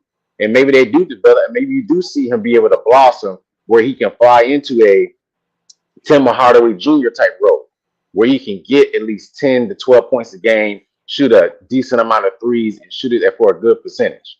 You see what I'm saying? So you can see that development that they try to see in him. So that probably could. So they probably could work. Watch Tim Hardaway Jr. Did I watch Tim Hardaway? Yeah, I watched Tim Hardaway Jr. I'm not saying that he's going to be. I'm not going to say he's going to be that. I'm not saying he's going to be that type of. I'm not saying he's going to be a type of player. I know what you're saying. I'm talking about his role. The role he played. Yeah, basically, spot up shooting, driving kick, play defense. He can do that. I feel like he can do that. That could be a good role for him. Yeah, he could develop into a. He's a decent defender. He ain't terrible. You see what I'm saying? We're talking about the Charlotte Hornets, my man. The Charlotte Hornets. Hold on now. A decent defender on Dallas is a quality defender on Charlotte. And I'm not trying to pick on the team. I'm not trying to pick on the team, but I don't think you look. But that's the point.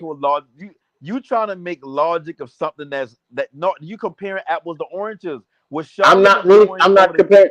No, hold on. I'm not comparing apples to oranges. You just said we don't know what Charlotte gonna do. So there's not a plan on offense or defense that you know of. Now, when you go to Dallas, specifically, they play team defense.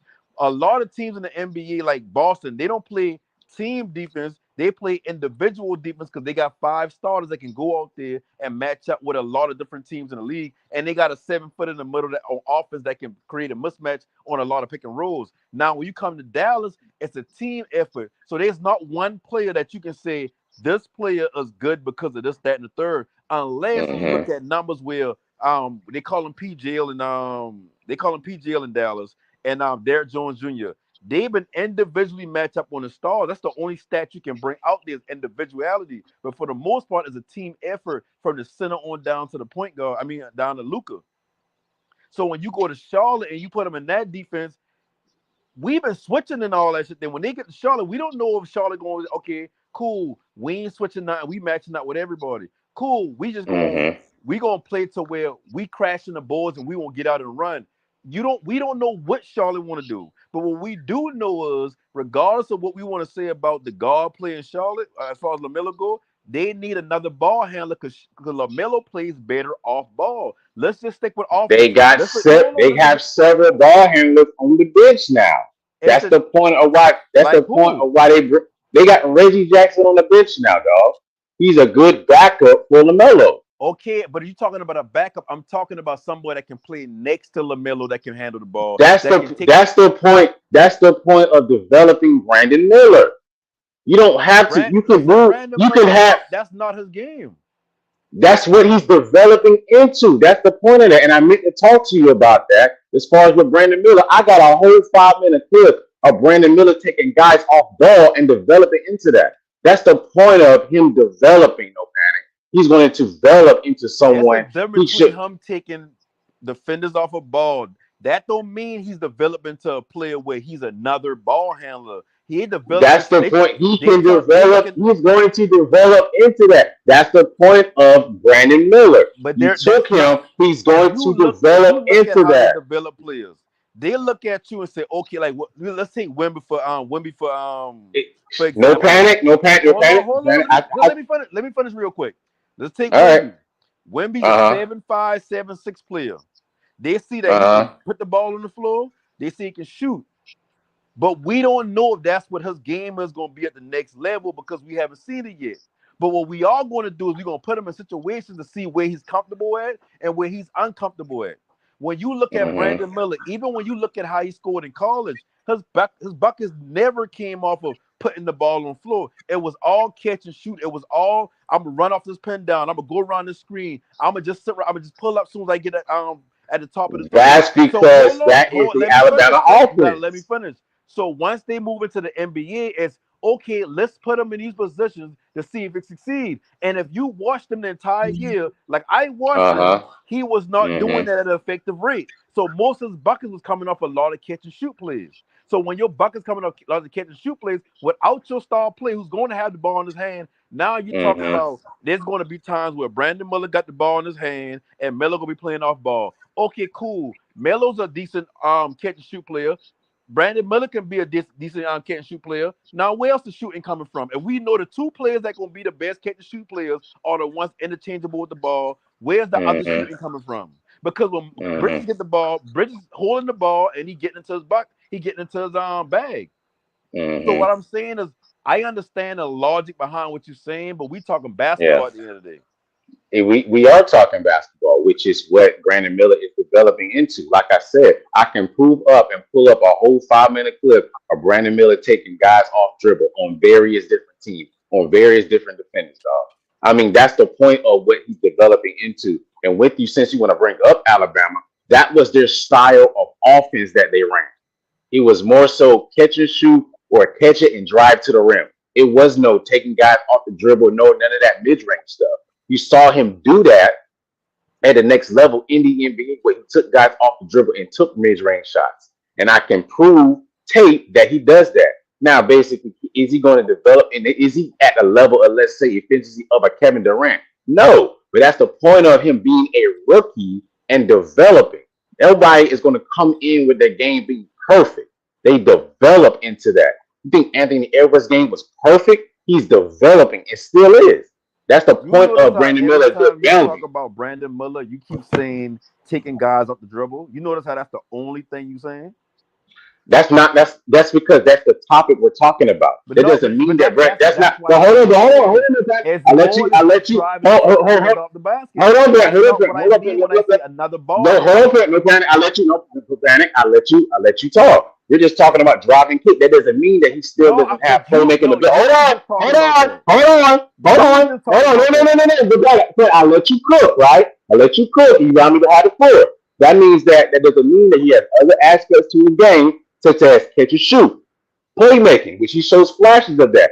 And he's going to get better at that. That's the point of developing him. So he can't allow Melo to play off ball, including the fact that they still have Trey Mann, they still have Reggie Jackson, and they still have Meaches on the bench right now. Including Trey Mann can play next to Melo and start. He's still a 6'4" guard with a long 6'10" wingspan that can actually shoot the three and take ball handler responsibilities from the Melo. You see what I'm saying? So they still got guys and Trey Mann still is developed. And he's shown flashes last year of getting better. So they still have guys on the bench. That doesn't mean that they can't go get a Reed Shepherd, but they do have a Trey Mann. And they do have a Reggie Jackson. They do have a Meach. And they do have Brandon Miller who's developing into becoming a better playmaker, a better ball handler, including taking more responsibility in the offense and running the offense and out of the offense and run through him. So they're going to get to that point. You just have to allow them to develop that.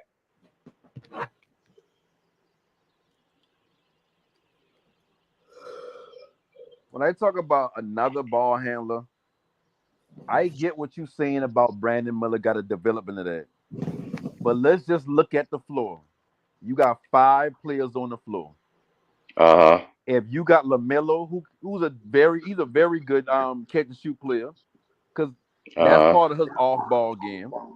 Brandon Miller, that should be his floor, a good catch and shoot player, right? And the NBA is about space.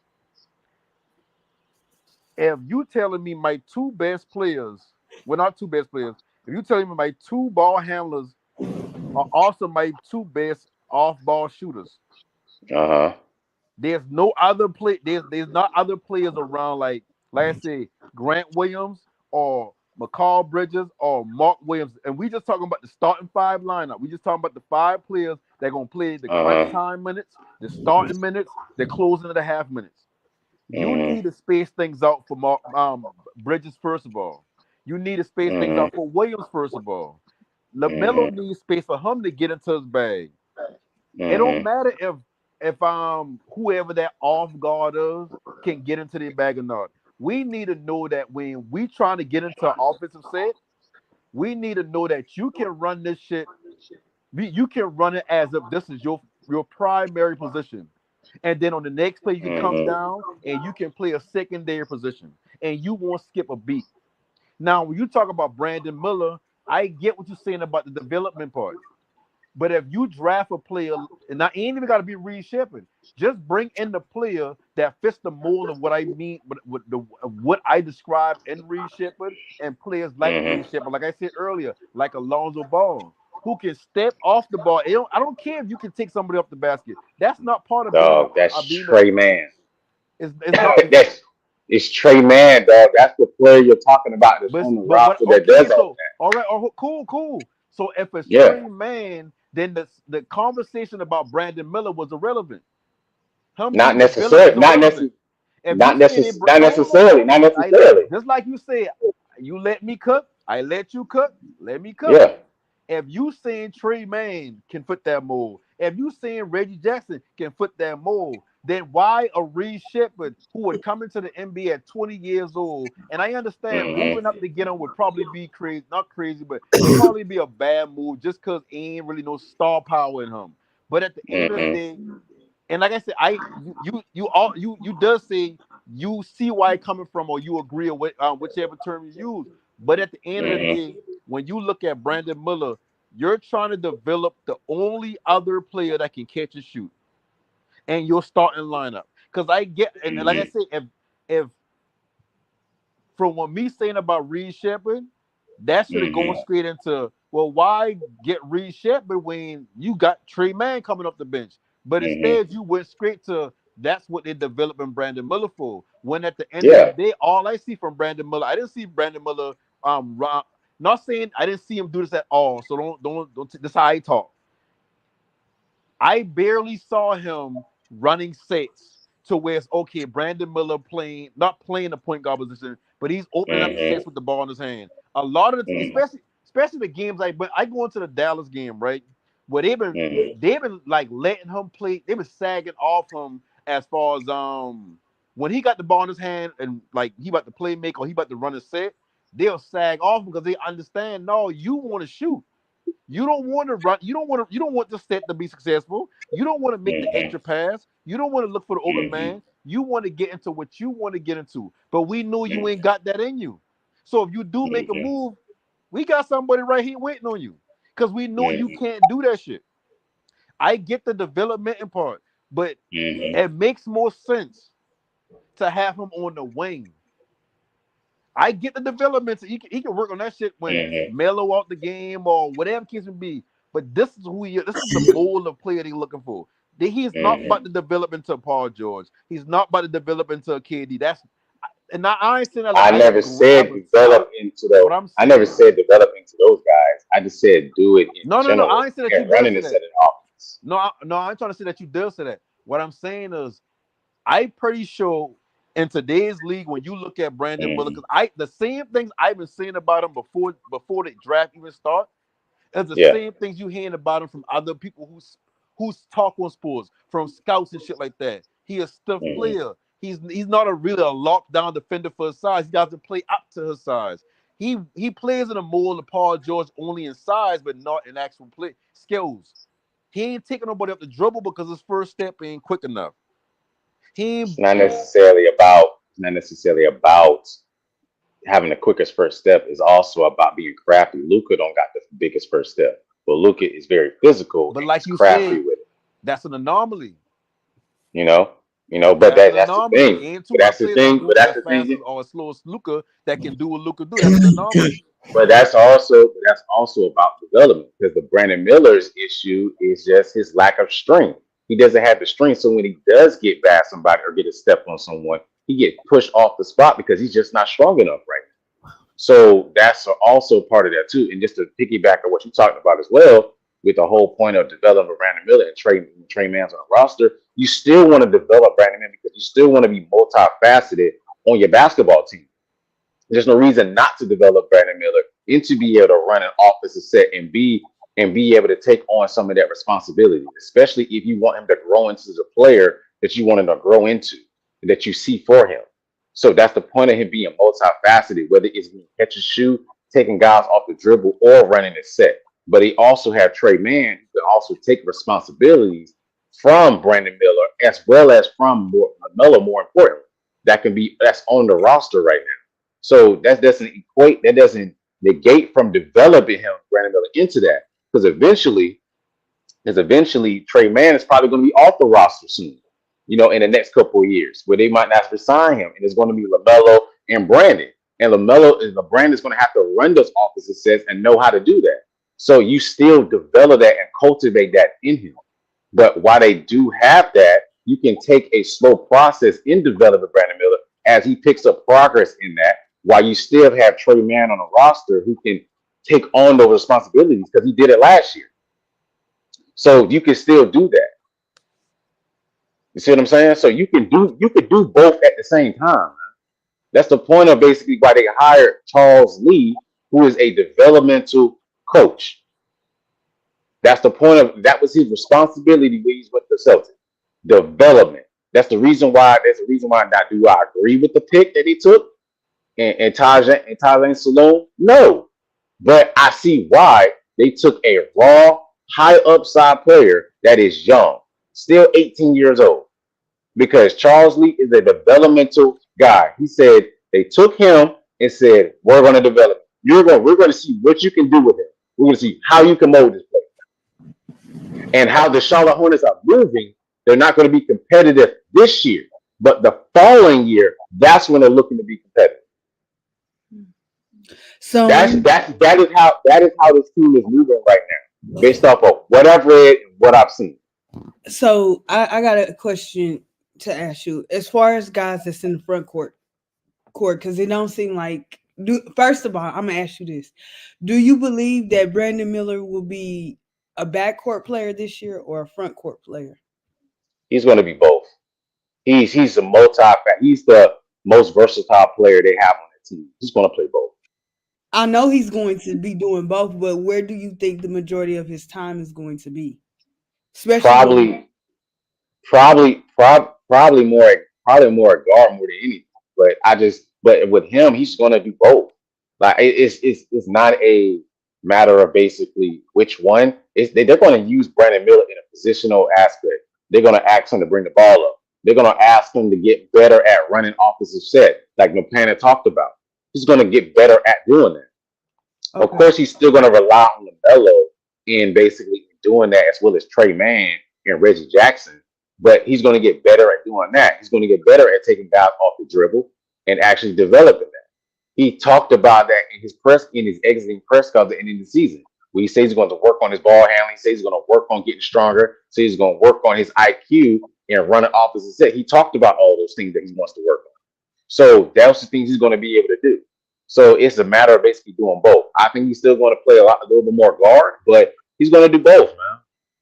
That's how I see, including the fact that let's say they do put Josh Green in the lineup for defensive purposes, right? He's still going to run. He's going to maybe guard forwards, but he's going to run the guard on offense. It's going to be interchangeable. Such that he'll guard a certain player on defense, but on offense, Josh Green will take his role and just spotting up, and him and LaMelo interchangeable run the offense. So it'll just be like that right there. Oh, okay. So the thing about the offense to defensive thing prior to this draft, what I was saying earlier, as far as them needed more than not just to hurry up and fix the issue, but in general sense, did you agree? As far as what? As far as the pick?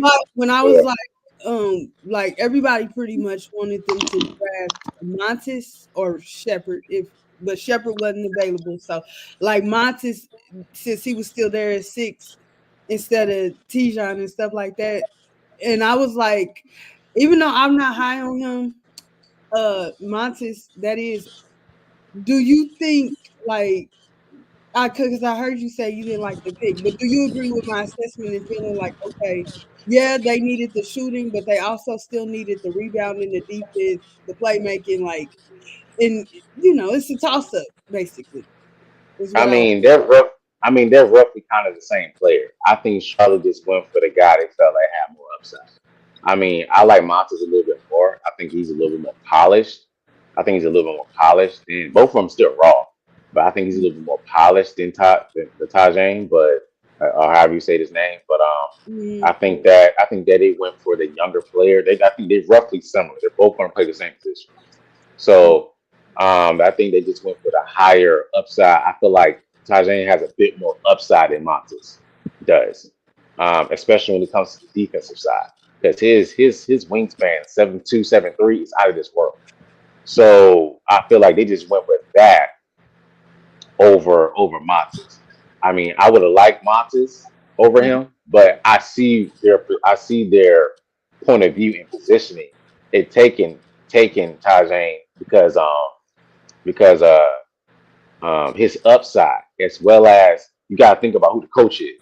The coach is a developmental. That's the thing that a lot of people not honing in on. He is a developmental head coach. His job is development. That staff job is development. It's different from the previous staff, which wasn't about that. Their job is a development. They're going to develop these young players. So that's why I see why they took that pick, because they took someone that was raw with high upside and just said, "You want a project, Charles Lee? We give you one. Take him, develop him like you're supposed to." And that's what Charles Lee's going to do. And I have confidence that he's going to develop that kid, because I love his personality. I think he's the perfect fit for this Hornets team in the direction they're going. He's useful. He's energetic. He communicates. He's all about communication, talking to players, breaking things down, getting players to work together, saying their flaws, but also compliments them to helping them get better. I've seen all of that stuff that Charles Lee is doing, and I think that he's going to get the best out of everybody on his team.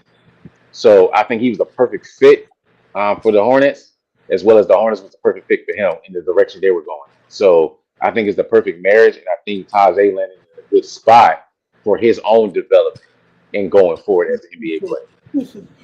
I mean, like I said, I'm not. It's not because I didn't see Montes's upside. I just felt Yeah, you good, you good, coach. he Yeah. like one thing that was concerning, because we know the G League is absolutely terrible at times and Yeah. stuff like that. But one thing I didn't like was that I'm like, I know Montes got hurt, I think with an ankle injury or something like that. But I Mhm. look at it as like, okay, I understand the Hornets need to shoot from the perimeter. I'm aware of that. But I'm like, what else? He's that big. What else can he do for you? Can he rebound? Can he defend? And then his athleticism.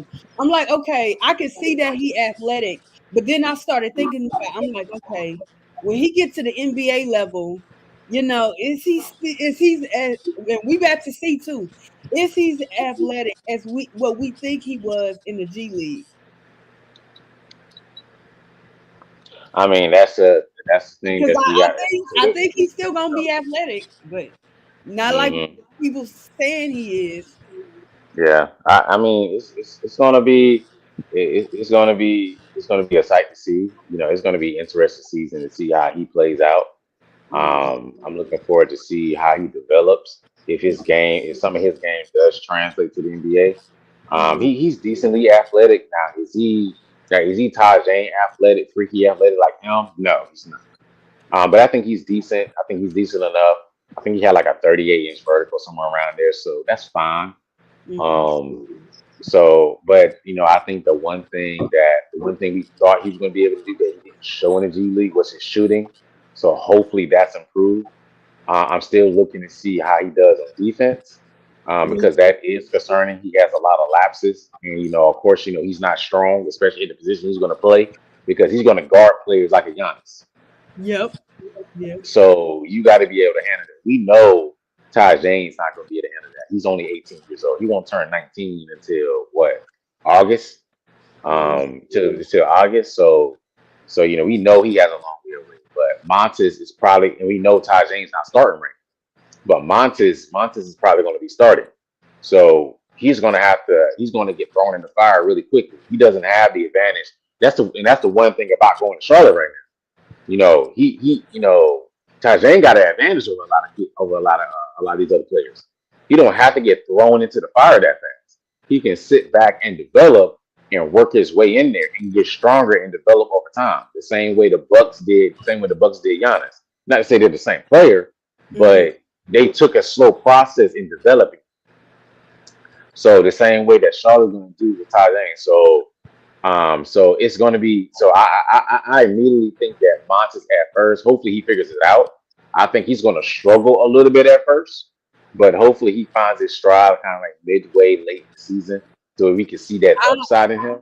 You're right. But I don't. But I think. But I do think he's going to struggle, especially on the defensive end, regarding players like a Giannis or somebody like that, Giannis or Sabonis or who else? Who else? Julius Randle. Players like that, it's going to kill him because he's just not strong enough yet. Yeah. And they're gonna take this lunch right now. So he's just not strong enough yet. I personally think the Bulls is probably going on defense. They're probably going to switch it, have Montes guard the 3 and put Patrick Williams on the 4 because he just ain't big enough right now. So that's just my take. That's just my take. But hopefully his 3-point shooting translates more. To be very honest with you, you know who he reminds me of. Who? He reminds me of the player. He just not the shooter he is. But he reminds me of the player they took a couple of years ago and Laurie Marketing. Yep, I said that. I was thinking about that the other day. He reminds me of that same player, man. The same type of player. Laurie Marketing. That's who he is. He's a makeup because they missed on that and they pissed that he actually went to develop in other places and they couldn't get the best out of him. Yep. I said that too. I was like, Larry Marketing ain't bad, but I think, for this team, like Larry Marketing wouldn't have been bad for a Charlotte team. But I just, I don't know. Like with Mark Williams in the space. Larry Marketing actually would have been great in Charlotte. He can space the floor, take guys his side off the dribble, post up a little bit. He would have been great in Charlotte. And he won't, and you wouldn't have to carry, the major defensive load. The only problem is defense. Yes. But as far as offensively, he fits like a glove next to LaMelo. That is a perfect partner. But he just struggles on that defense, especially guarding somebody like Giannis. That's a bit tougher. So I'm gonna ask you, with the 6th pick, if you were GMing, who would you have taken?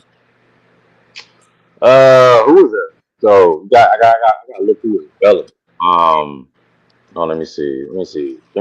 Give me a second, okay? Purple Days. I'm gonna have to look because I forgot now. It's so unforgivable. Yeah, I don't. Yeah, I particularly don't know who was available. All right, so based on who was available, I like he was either between Montes or before I would have took, he between Montes or Cody. I like Montes, Cody. I did like Connect. Mm-hmm. So Montes, Cody, Connect.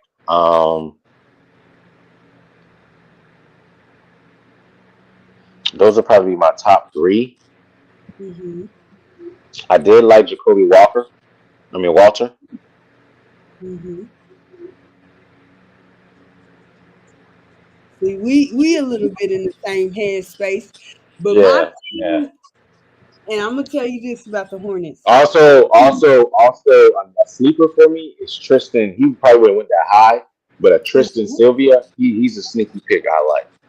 Yes, I was looking at him too, but here's my thing about Cody. I'm kind of happy that he went to Utah, but sad at the same time because I feel like Cody Williams is so, like, there's no one thing that I feel like he stands out with. And what I hated, even coming into the draft and coming up to the draft about Cody, and what people started doing is just the lying, like, oh, he's this great offensive player. He does this, like he does have athleticism and stuff like that. And I'm like, he's not. He needs. I was sad that the Spurs didn't keep their pick and choose him they second pick rather, and choose him. But I was like, I really wanted to see him go to the Spurs. I guess it's the Kawhi Leonard thing because I just felt like he's so young and so raw that he really should have waited like and got better at something like one more college season because I liked him a lot. So as far as him going to the Hornets, I understand they got a new staff, but I just don't trust it. Like that would be my only thing about that. Mm, I got you. I got you. I'm yeah. following Or even Miami. Like Miami picked up another guy.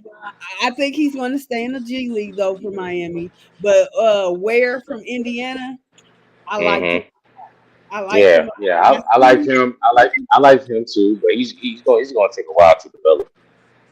Yeah, as long as his motor stays up, personally with how Miami is set up, he probably won't. I'll say a year, maybe two, but he could probably be out of the G League in Miami in a year. But I liked him for the Lakers, of course, because they needed a center. So I will be nice. But I was happy with that pick. But I also liked him. But you said all the guys that I liked. So hmm what you Yeah. think about Keyshawn George?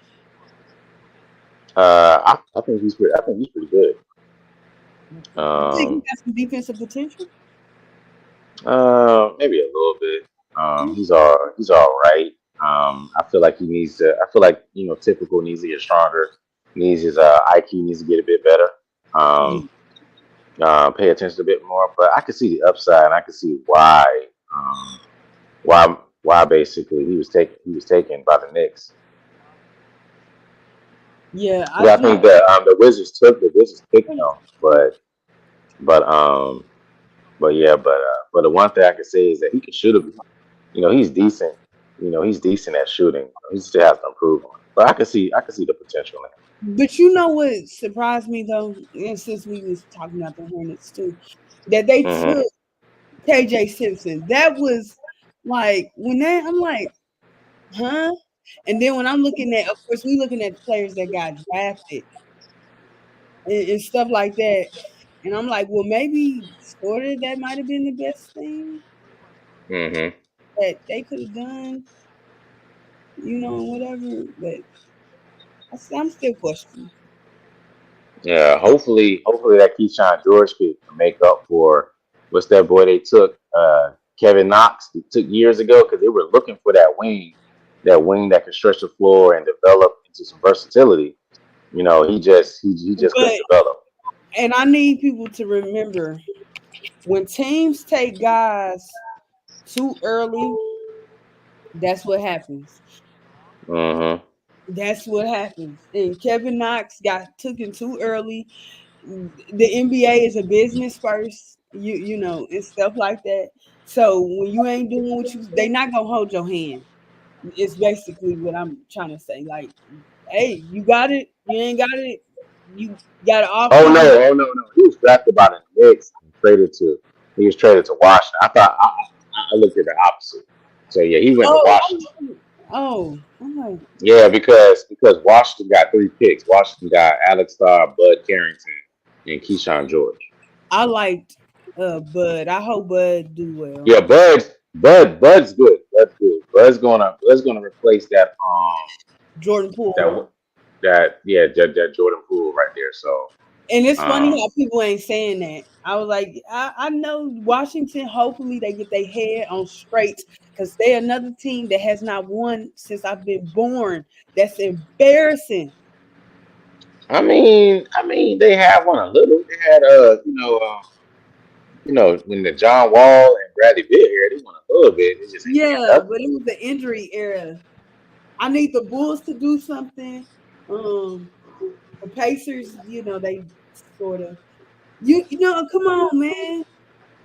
I know they still gonna talk about the Lakers and the Celtics and the Knicks, but come Oh, on. Josh Green is officially a Hornet.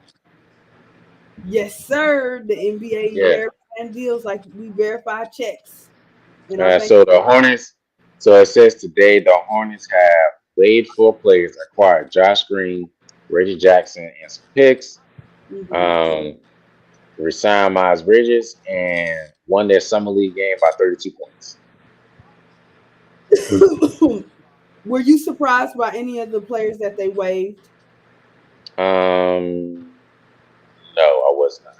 I Either. actually wasn't. Actually wasn't. I just didn't. So I'll say the only one that was I thought they may have would have wanted to trade him is Bertans. But as Mhm. far as waiving him, no. I already do, but that level me off the books. That man is about to get paid $11 million for his services. No, you can find that for cheaper. Yeah, I was like, like I knew that was gonna happen though, because ever since Mhm. Bertrand's left, because I was almost full Washington, I was like, what? Like, what's going on here? But I knew they was gonna buy him out. So Yeah, he was gonna go. I knew Poco was gone. He wasn't. I already know he wasn't in the long term plans. Who else? Who else? I knew Bryce was Amari Bryce. Bailey. I knew Bryce. Yeah, Bryce. Really, Bryce. really? You knew they was like what? I mean, what was too small? What was the problem with Bailey? Bailey. Probably didn't. I mean, they're probably gonna bring him back on like a 2 year deal, or what you call it, a G League deal or something like that. But as far as like long term, I can see why they move on. He just probably not in Because Bailey shocked me. Like, I was the like, I wasn't surprised because about Bailey's all right. I like Bailey. He's all right. I wasn't surprised by Bryce though. Because I was like, oh, because my thing about Bryce coming out, I was like, okay, you got all these deficiencies. You can't be that big and just like he was 6'7". He was a legit Mhm. 6'7", and he was slow. You said he was what? He was kind of slow. Yeah, man. He just ain't catch on. That's all that is. But hopefully he finds a Yeah, he new just ain't home. catch on. He finds Hopefully, him and Bailey hopefully. did. I tell you one thing though. You know one thing I don't like? I don't like moving. All this packing I'm doing. Oh yeah. That's where you hear that noise in the background. I'm packing, putting stuff in boxes because I'm moving. So Yeah, I knew what it was. I knew it was tape testing. Why he did talking about what the hell is that noise? yeah, It's tape. yeah, yeah. It's tape. It's my bad, man. Me, man. I'm taping up boxes because I'm moving, dog. So my bad, G. Mm, but moving makes the mind and soul feel so much better sometimes. You said what? I said moving makes your mind and body feel better sometimes. Yeah, and I'm moving. I'm moving to a whole different state. So And I'm like, boy, when it's my turn to do that, I'm telling you, I'm gonna go nuts. I just gotta you get say my you going? You say you going what? I'm gonna go nuts. I gotta get my credit straight first and whatever. But You'll get it right. You'll get it right. after I get it together, I'm gonna go nuts. Like oof, I'm telling you. Yeah, I had to get mine. I had to make sure mine was together for my move, but everything good. And I'm about to jet on out of here. Yeah, It was fun while it lasted. Fun while it lasted. yeah. Being in old North Carolina, fun while it lasted. Now I don't miss the homework, but I do wish I was still in high school. So you ain't going I wish I was in high school, but could get whatever food I wanted, because you got jobs and whatever. That's what I want to go nowhere. back to school Yeah, and be a big old kid. Because man, this rent is not it. yeah. It's not. It's not. I agree. Yeah, But rent ain't it. whoever the next person in charge will be, I need them to put a Uh, cap on rent. Man, I don't even. Man, I don't even want to get You got started on me that out shit. here. You got me Man, out. I don't even want. Go ahead with a personal, Nah, baby.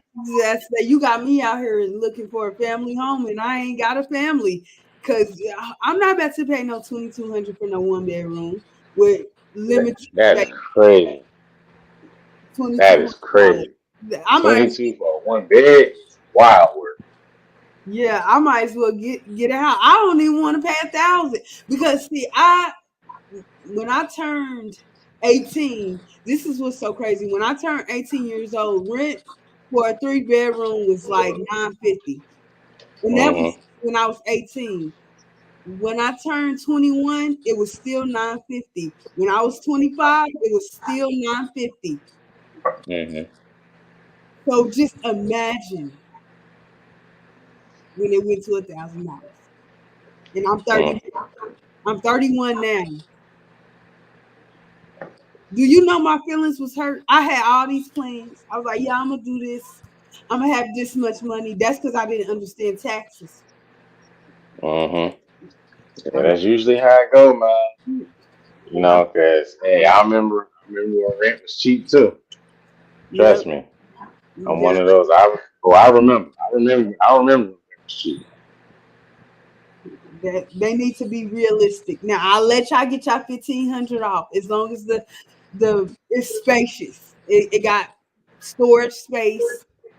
You can hang up clothes or put totes and stuff in the closet. Mm-hmm. Whatever you Yeah. do, I need our bedrooms need to be made like they used to, where you could put a queen size mattress or a king with a full dresser, chester, and nightstand with a big 65. Well, you can't sit these on the floor no more. You hang them on the wall. Mm-hmm. But my point is still my point. Your living Yeah. room can have a sectional. And Mm-hmm. living rooms nowadays, you can't even have a sectional in it without bumping into it. Mm-hmm. You can have a table as your centerpiece that had nothing on it but flowers, and you could sit your drinks on it without a coaster. Yeah. I said, Yeah, damn. man. It's terrible out here. Just the cost of living in general. Yep. Groceries. I spend for But I my tell you one thing. At least you got something to look forward to with Charlotte a little bit. Baby, so. listen. I can't wait until football. And you know what's sad? ESPN is still gonna talk about LeBron and Bronny. I I forgot that it's the month of July and preseason is about to start here soon in football, Mm-hmm. and they still talking about these freaking Lakers. Yeah, man. It's what sells. It's what makes them money, man. You know. Unfortunately. Yep, I'm like, dang, So, come on, football. I would even let them talk about the Olympics. Let's talk about the Olympics. How many gold medals do we have so far? mm-hmm. Come on, man. What history will be made if we do this, that, and the third? They don't want to talk about that. They keep Bronny. I didn't get on Twitter after that game today because I ain't got time. I ain't been on TikTok. Who want to deal with all that?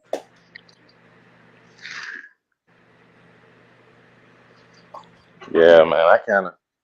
I'm kind of over the whole Bronny thing. So, yeah, hopefully he turns. Yeah, hopefully he turns out all right. Right. You seen Luke Walton here lately? I haven't. I think I should go searching for him. I feel like this is gonna be a bad idea, but I shall Nah, do. I mean, but right now he's probably grieving. Oh yeah. Mm-hmm. I forgot. I mean, that's the reason why he probably ain't been sued. He probably grieving right I forgot. Oh Lord. now. Yeah. So I wouldn't. I mean, trust me. You ain't the only one that's like, where's Walter? But I can see where he would be at. You know who needs to just go away and never come back? Jeannie. You said who? Jeannie You talking about Buss. Jeannie Buss? That's Yeah, funny.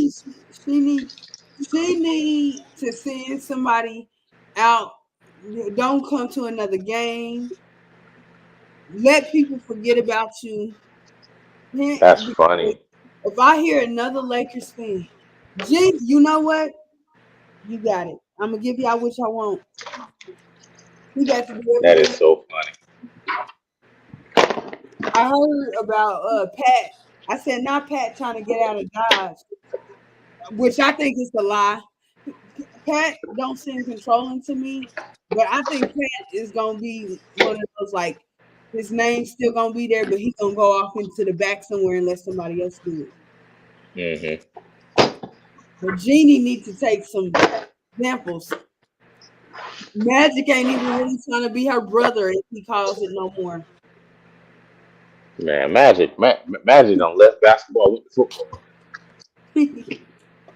Magic, He dealing with he dealing with the Washington Commanders yep. I said Magic trying to have assets on assets on assets when he go in the ground. He gonna make sure now. I we don't keep. blame him, man. I don't blame him, man. Generational wealth out here, you know. Yep. Don't blame him at all. That's what you're supposed to do. Shaq do the same Mm-hmm. thing. Every Oh time yeah, I Shaq. see Shaq, Shaq got assets on assets though. right? Shaq just be like, they be talking about something. He be like, "Yeah, you didn't know? Like, I put it in there. Yep. I wouldn't have done the commercial. You be like, damn, Shaq. Yeah, Shaq that guy. Shaq that guy. Yeah, Shaq has that personality. That's why he can make money like that and drop it. You would think that Mm-hmm. Shaq personality. Oh Lord. Shaq, all these years, Shaq make us believe that he been the damn fun going big guy. Shaq is a fucking creep, man. Shaq is a Oh, fucking creep. man, you seen that? You seen that photo with the hot tour? Yeah, like a bunch of different shit he be doing. He be like, bruh, like, you ain't even live this Nah, shit. And, like, you just come off as an old creepy nigga. nah, And he's a nah, hating nah. ass nigga. That's the thing I be hating about him too. Like, he's a hater. And he ain't got no Hey reason yo, to hate. hey yo. You remember that? You remember that girl that went viral for the that worked at Home Depot, and he tried to slide at her DMs. Yeah, like, That joke was like, so bruh, funny. Shot me loud with everything, man. yeah, like he'll be in motherfuckers' inboxes and shit. Like, you Shaq at the end of the day. Like, I don't know, man. Shaq just, I don't know. Yeah, he weird. You ain't got a don't say you ain't got a lot, man. He weird. He is weird. You ain't got a lot, dog. Boy, I see Draymond. I don't like Draymond. Oh boy. Draymond is so passive aggressive. He tell Shoot, the truth always have been, stuff. always will. He tell the truth. I give him this. He's very honest and to the point. But it's like in a "I told you so" matter. Like I told you so. Yeah, I wouldn't call him passive aggressive. Like, he one of them motherfuckers, he just aggressive. Like, he ain't about to fake the funk. Like, he'll say some low slick shits or whatever like I that, don't but it know. ain't really slick because it's like the nigga say the shit. Like the nigga say the shit. I'll Like if give he you an feel like Rudy example. trash, he ain't gonna just be like, well, now he ain't gonna speak around it. He'll kind of just say it.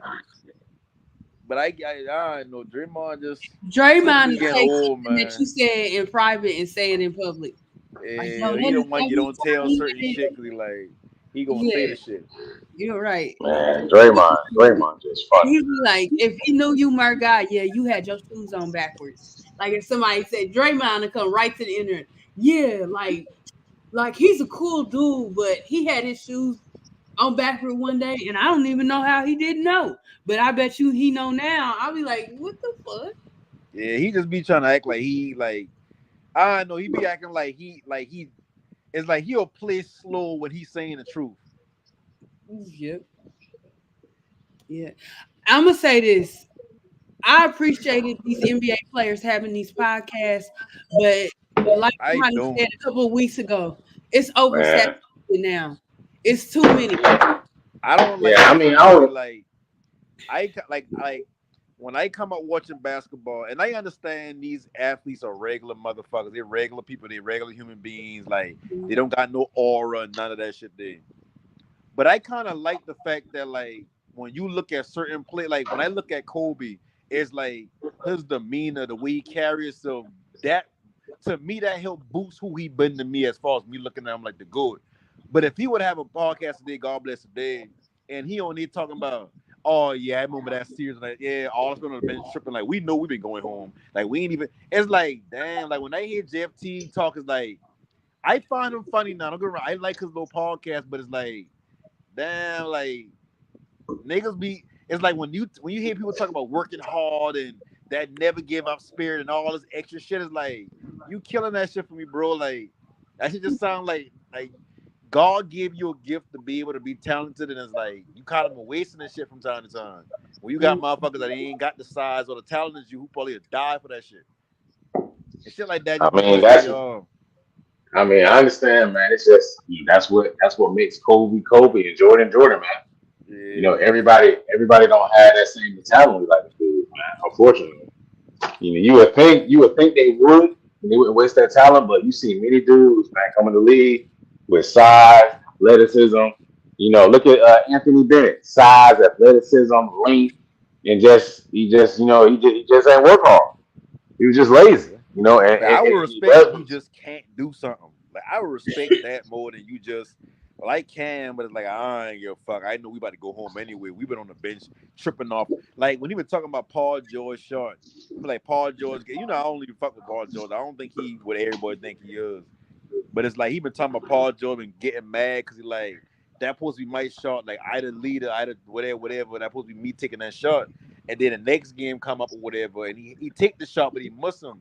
And it's like he been like they've been in the locker room, and it's the other player been like showing him the little commercial with like Oh, you talking Kobe about a been jet taking a game too? with a shot, but he missed him. And Yeah, it's you just talking so about that funny. It's a too, funny Well, fucking that stuff, but it's like, yeah, it's funny. It's funny, damn. man. It's funny, but in hindsight, it's childish. Uh-huh. Cause I But remember it's being a funny kid and though. I watching like my team used to be the Hornets back in the day. I used to watch Baron Davis and I used to be like certain shots. I'd be like, I believe he can hit this shot. I believe he can do this. I can believe because I want my team to win that back. Because in my mind, everybody giving their last bit of talent, energy, and all that shit they for this last bucket. But if I hear Baron Davis come up, I'm like, oh yeah, game two when I hit that quick shot off the back arm, that deep three, and he going off the back with half jump. I know I let him Mhm. loose later. I even ready to go home. He'll be like, damn, bro. Like I could have cried. But they go, that been a low boy. I could have cried y'all lose that game type shit. And you mean the Timbers the whole time? You just been thinking about going home early? It's like that shit takes some of the steam out of the NBA. And I don't think the NBA rigged or nothing like that, but it's like that shit Yeah, just be man. It's like, like, damn, like yeah, man. I It's thought all just y'all you boys were see built it. like that. I just thought Kobe and Jordan just been on a different level with the shit. But I thought everybody had take their job serious. But like I said, the NBA Nah. ain't nothing but a regular job. You got motherfuckers who take that shit serious. You got motherfuckers that do what they gotta do. You got motherfuckers that try to undercut or cut corners throughout the entire workday. Yep. All the time. All the time. It's a regular job, regular Mhm. job. And you got the funny thing is, instead of being employee of the year, you got instead of being employee of the year, what they call it, MVP. That's pretty much all it is, man. Yeah. I said when I used to hear about them You little know, upgrades with employee, Kobe and employee of the month, Shaq, I employee, get it. employee of the month, NBA player of the month. That's all it is, man. You got rookie of the year, you got newcomer of the year. It's really all it is. It's a regular job. Yeah. That's I say I don't even get when I see the beat. I know it's certain points of the beat between Kobe and Shaq was kind of out of bounds. Like Kobe basically coming Hmm. out and saying, "Oh, I should have paid the girl off like Shaq usually do." That been a low blow. I feel like that been lame. And I say when I talk about like when it comes to Kobe, like Kobe is the goat. To me, Kobe's the goat. I don't give a fuck about a Jordan. I mean, you can get an argument out me if you want to say Jordan better than Kobe. I ain't gonna argue with you because I understand Kobe did model his game after him. But if you saying LeBron, we gonna argue all fucking day. So for me to say that about Kobe is like that shit been lame as hell for him to do. But I get his anger towards Shaq because it's like, nigga, I had to work my ass off to imitate this one player. and you naturally got the talent to be the most dominant player in the world, and you don't even work out. You don't do. It's like you don't keep in Yeah. shape. You just getting hurt, sitting out half the season or coursing through the season, and then when you come through towards the end of the season, the playoffs, is like the most dominant man is like now it's Kobe and Shaq, but it's like like so I get the anger from that You shit. Like know, that it's shit lame. I mean, he talked. I mean, it's funny. It's funny. It's funny you even say that too, because Shaq even came out and said it himself, where he wished he would have took it more serious, like Kobe. Yeah, like You they know, gonna he even came LeBron's out and gonna said it go down himself. as more you dominant than know Shaq what's at some funny? point. I wonder what My LeBron would. fault for the noise. My fault for the noise. But y'all do your thing. Yeah, what LeBron would have did if he had to deal with Shaq and he was. I would die laughing to see that. I think that would be so funny. I know when I watching Jeff Teague little podcast, they had somebody on who been on Braun team, and our Chalmers said, "Oh, you know when Braun mad when Braun start biting his nails, he do that little gnaw with his head. He won't course to post somebody up the game. I say he would have did that passive aggressive shit with Shaq. He would have been gnawing his head, biting his nails and shit like that. But that's the difference between him and Kobe, and that's why I say I understand demeanor may not be a skill to where you can say okay the difference between two players. But he just something to be said about a player that can go up to another player and be like, listen, the fuck you doing? Yeah, Do this. That's what we trying to do. Like, get your mind right. because Over a LeBron player goes who straight. like, I want friends. Yeah, LeBron be going straight to the media. Well, I don't know. Yeah. We don't know. I mean, and he's right. You don't know what these picks can turn out to be. But now the Lakers need something, and they ain't got much. It's like I don't look at LeBron as a bad leader. I admire the fact that when he do go in a press conference, he don't necessarily out his mouth with his words throw anybody under the bus. He kind of do take it on the chin and say I need to be better, whatever, whatever. He say the right things in a press conference. But Mm-hmm. when you see his body language throughout his entire career, like when he did and I understand the J.R. Smith thing, but more like in the heat of the moment, shit, I get it. Like most people would react like that. But LeBron will. It's like LeBron always look up to see if a camera looking before he do certain shit. He I got That's feel like when funny. he did that shit to J.R. Smith, he been like, damn it, you ain't never come out to be like, nah, you know what? That's on the coach. The coach should call the timeout. The coach should know we had timeout. Usually the coach call the timeout on the or whatever, whatever. Not saying I'm absorbing nothing from J.R. Smith now because he's a grown man NBA player. But at the same time, it's like everybody ain't mentally equipped to play in pressure moments like that to where it's up to them. That's why them Mhm. big shots and the big moments in the big play and up and down in the star players' hands. That's why when like how Meta World Peace been like Kobe passed me the ball. He never passed me the ball. Kobe was a ball hog to a certain extent, but we can't say Kobe ain't never made the right pass in certain scenarios. But he been surprised because like, bro, like this been your time. Like this when you got the ball in your hand. So for you to give him up to me is like shit. Let me just shoot the motherfucker. If Right. that been any other player on that roster, well, I can't say that because shit, it's shooting the basketball. But everybody ain't got the same mental capabilities and clutch moments when pressure on. Some people really clam up no matter how good they is in the NBA and no matter how well they play. When they get to them moments where, hey, listen, all this on you. If you don't do what you need to do, hey, you ain't did your job, bro. Like we might blame you for this shit. Everybody ain't capable of doing that shit. Yeah, that's true. But LeBron, like all that, pointing and rolling his eyes, and then even when like with the like Mario Chalmers been saying the reason why him and LeBron about to fight or whatever is because well when LeBron jumped up on the bench towards him in that game or whatever is because LeBron tell him to do something. He said, "All right, I got you." Then the next play comes down. LeBron been at football something, and he ain't saying nothing. But LeBron is kind of making him seem like even Chalmers' fault again or whatever. And Chalmers been like, "Man, just play the game. Like you the man. Like shit, quit bitching." And I guess he said LeBron get mad at that and jump out. But he said he know LeBron ain't gonna do nothing. And that's my thing about if Kobe or Jordan jump up like that after you call him a bitch, it's like, oh yeah, I might get my fucking eye blood. So for a player like Chalmers to say, "Oh yeah, I know he ain't gonna do nothing," and he actually, when you look at the video again, Chalmers ain't jump, ain't did none of that shit. Like, nigga, you doing this shit for the camera. Hmm. Yeah, I knew Rasheed Wallace wasn't playing. I was like, now look at him. Yeah, like shit, Rasheed Wallace and knock a motherfucker out right there in the day. Yep. I was like, he is not. Y'all might want to back up. Take 6 feet. That man is not playing. That's a shit down. And now if you look at the NBA, the whole NBA is like LeBron. LeBron purposely put himself in the center of everything that go on in the NBA. So no matter what going on, even if it ain't got nothing to do with the Lakers, him or his son, he gonna revolve around him. The Olympic team. I ain't saying LeBron don't deserve to be on the team or nothing like that. But remember all them players that LeBron played for the last time he played in the Olympics? They retired and gone. D Yep. Wade ain't in no more. Carmelo's the all-time leading well, I don't know if he's still but he the all-time leading scorer in USC Olympic history or whatever like that. He can damn say, oh well shit, I know I'm in the league right now, but let me be on the roster. A lot of them players, I mean, Durant still there. Shit. Who else? Like I I think said, Durant's the only one. And Curry, but I don't think Curry been that 2012 team on it. No, he ain't on that 2012 team. all I know is I watched them people get old. I remember when they got drafted, watching the draft and everything. Yeah. I'm like, damn, That shit crazy.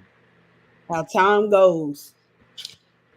And like I said, even that the last 10 years, but LeBron, everything And, LeBron centric. and I remember this argument like a couple of years ago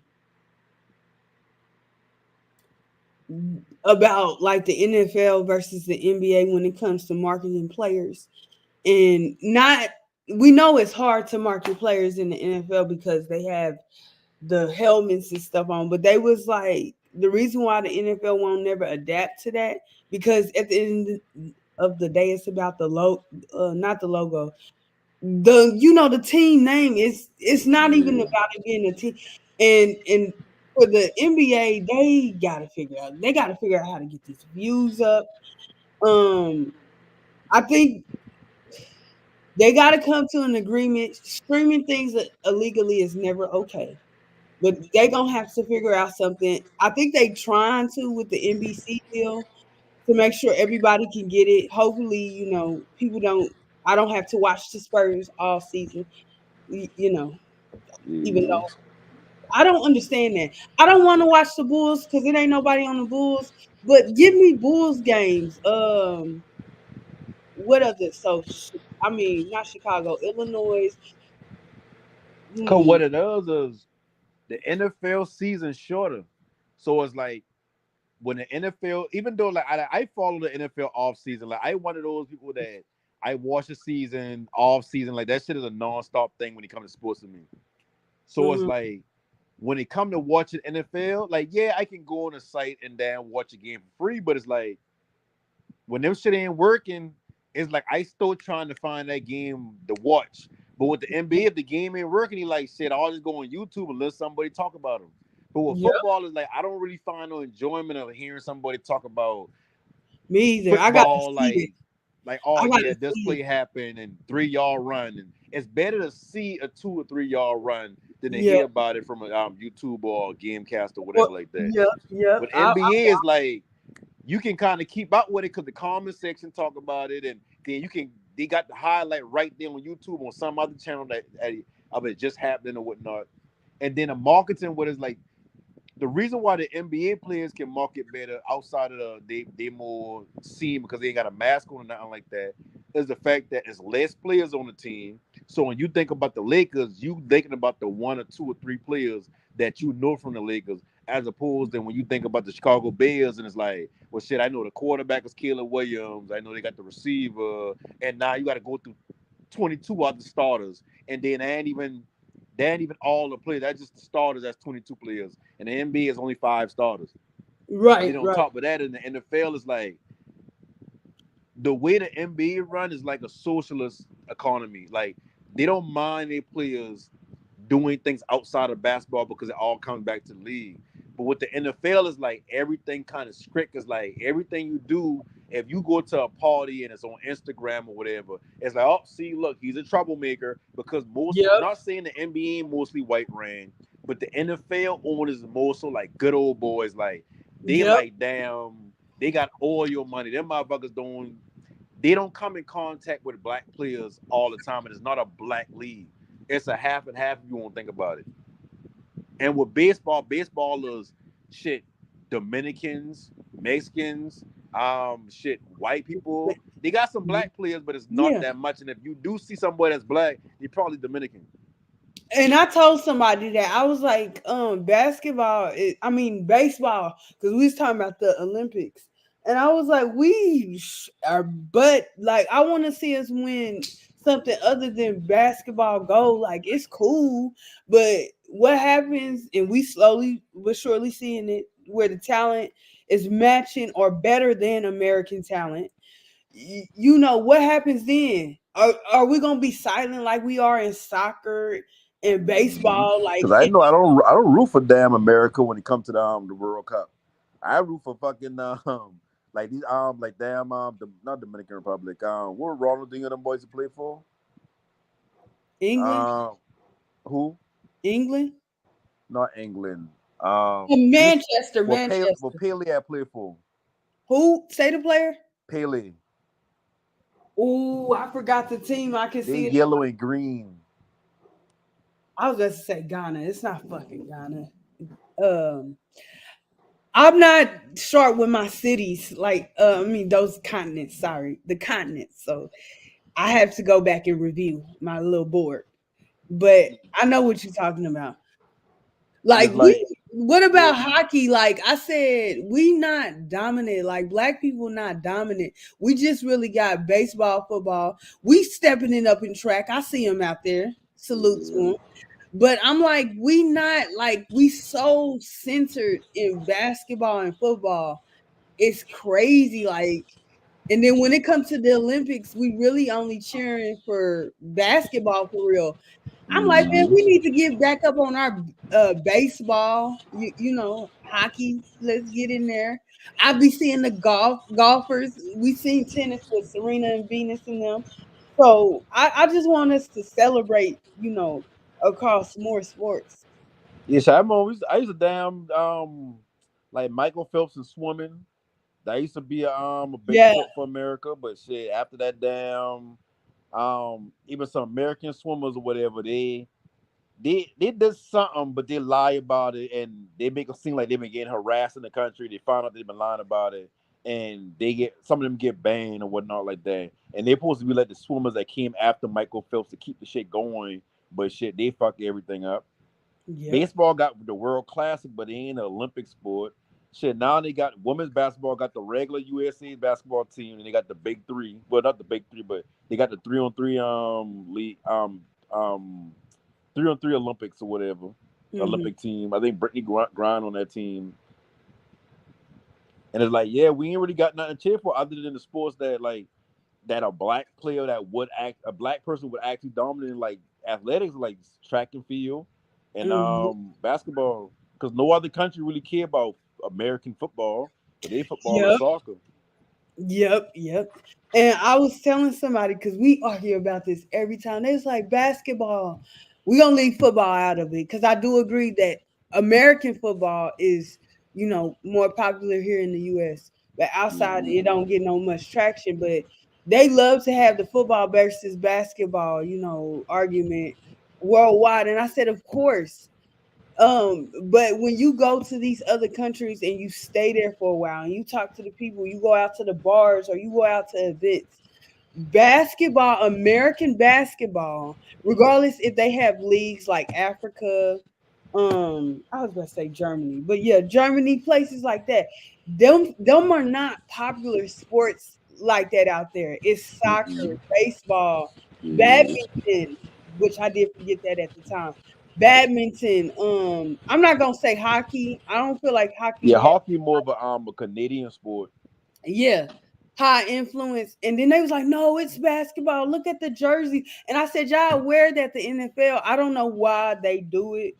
Well, I do know why they do it. Because I was wondering, like, all those years when the Patriots was winning and stuff like that, like, because if this makes sense to you, I had no idea like I was always curious, like in sports in general, like yo, when the other team loses, the world champs shirts and stuff. I said, what do they do? Because it ain't like I need one, but I was just curious.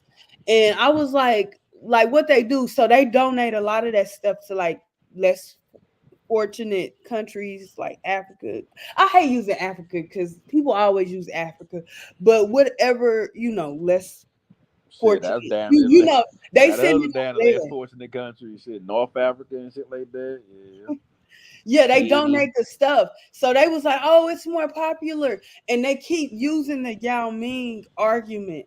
I Mm-hmm. understand what Yao Ming went, what he did for China and just in general.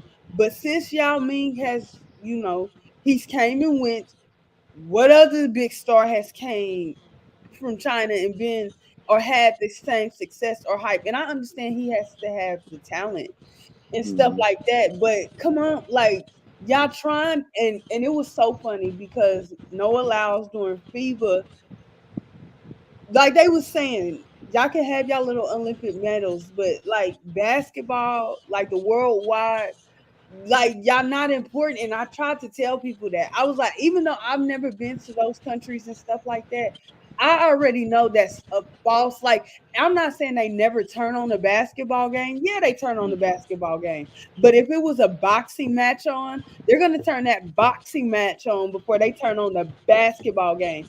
Because Yeah. they don't like that's not like Embiid and Giannis and Jokic. I think I'm gonna leave Jokic out because I'm not for sure. But y'all forget that they played soccer first. Like Yeah. I'm not saying they didn't know what basketball was. The young kids over in these other countries don't know what basketball was. But how we know what football, basketball, and stuff is, even baseball here is in this country. And as black people, we still choose basketball and football because it's easier to get to. Baseball take a little bit of time. You got to go through double A, triple A, all that good stuff, and then get caught up to the league and all that. They do the opposite. Like they doing soccer, Mm-hmm.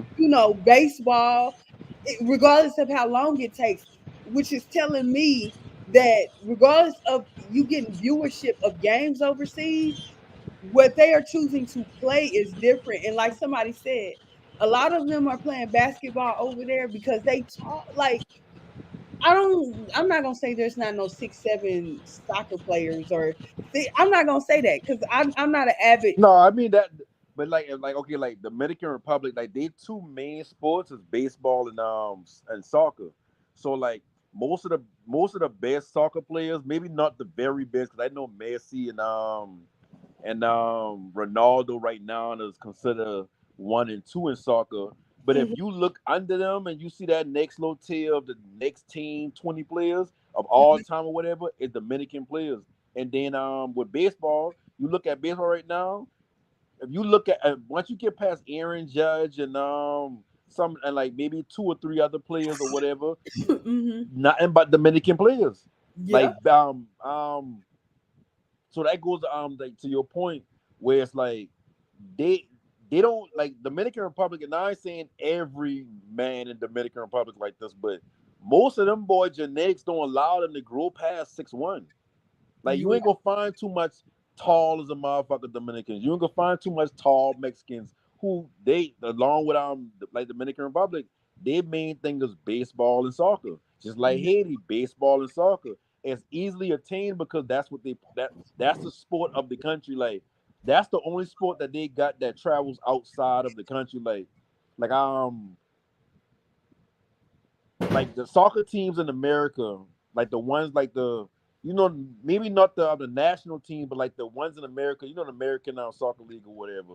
Their Yeah. teams actually go to these other countries like Dominican Republic and Mexico and all that. They get players to play for them. So a lot of them think, okay, this is my way to get out of this hellhole is to play this sport, which is popular already, and that's how they make it. Yep. So that shit more popular, just like with hockey in Canada.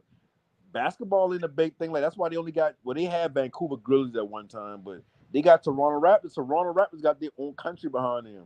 They got a whole country behind them, but I mean, you wouldn't tell because they don't get the support like how you would think if one team to one country, like how these basketball teams, like Luca, Luca team when he went overseas or whatever, that been the whole country behind them.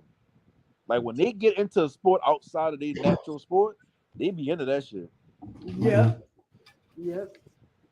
I was just like I get it, but I'm admit that basketball is worldwide, but we're talking about popularity and uh stuff like that.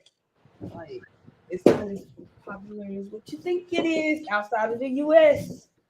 It's like And how that's what what Wimby people said. say. Wim, Why ain't talking about I be traveling and they know who LeBron people can know who people are yeah, all the time. It ain't like they don't have internet. You yeah. and depending on if some of them like they supposed to know who LeBron is, maybe Curry. Um, let's see, football. That's Maybe like if you get a bunch of little 5-year-olds right now, and all you talk about is LeBron in front of them. By the time they teen, all of them gonna know who the fuck LeBron is, even if they never see him play a second basketball. All of them gonna know who Jordan is, even if they don't see a second of basketball. All yep, of them gonna know who Kobe is. So like I'm saying is, in China, Kobe probably the biggest star in China basketball wise. But a lot of them probably ain't ever see him play live. A lot of them probably couldn't watch us every single game. But the fact that that's what they've been hearing about, the small amount of people that probably do watch basketball, yep, it rains for everybody else to be like, oh, well, I hear about Kobe Bryant all the time. And Kobe Bryant in China, not an entire country done heard about this Kobe Bryant. So when he come, like when he go into the Olympics that year, like LeBron said, like shit, they get out there, but like Kobe been God out there. yep. Like you find out how really popular you are, when especially when the Olympics come around and Yeah. they know who you are. I said they supposed to know, like, if they got stars like Slovenia got eliminated, so we ain't got. But Greece, I'm pretty sure for the little people that's in Greece that been watching Giannis and whatever and supporting him since day one and watching his little every step, probably know who these guys are. But the Yeah. thing is, do they still? While they talk about China's impact on the NBA and even college basketball, because now let's not leave them out. I want to know if you take the best American talent over there without American media helping the Chinese media, would not just the Chinese media, but would the Chinese people really know without having to search the internet? We're gonna leave LeBron and Curry out. I don't think they would. Mm-mm. You seeing Aunt Edwards out there right now, and they'll be like, who? He's Like I very think good. Who is this? right. If I'm correct, because I don't think he got in trouble. I think he was on like the Oakland A's.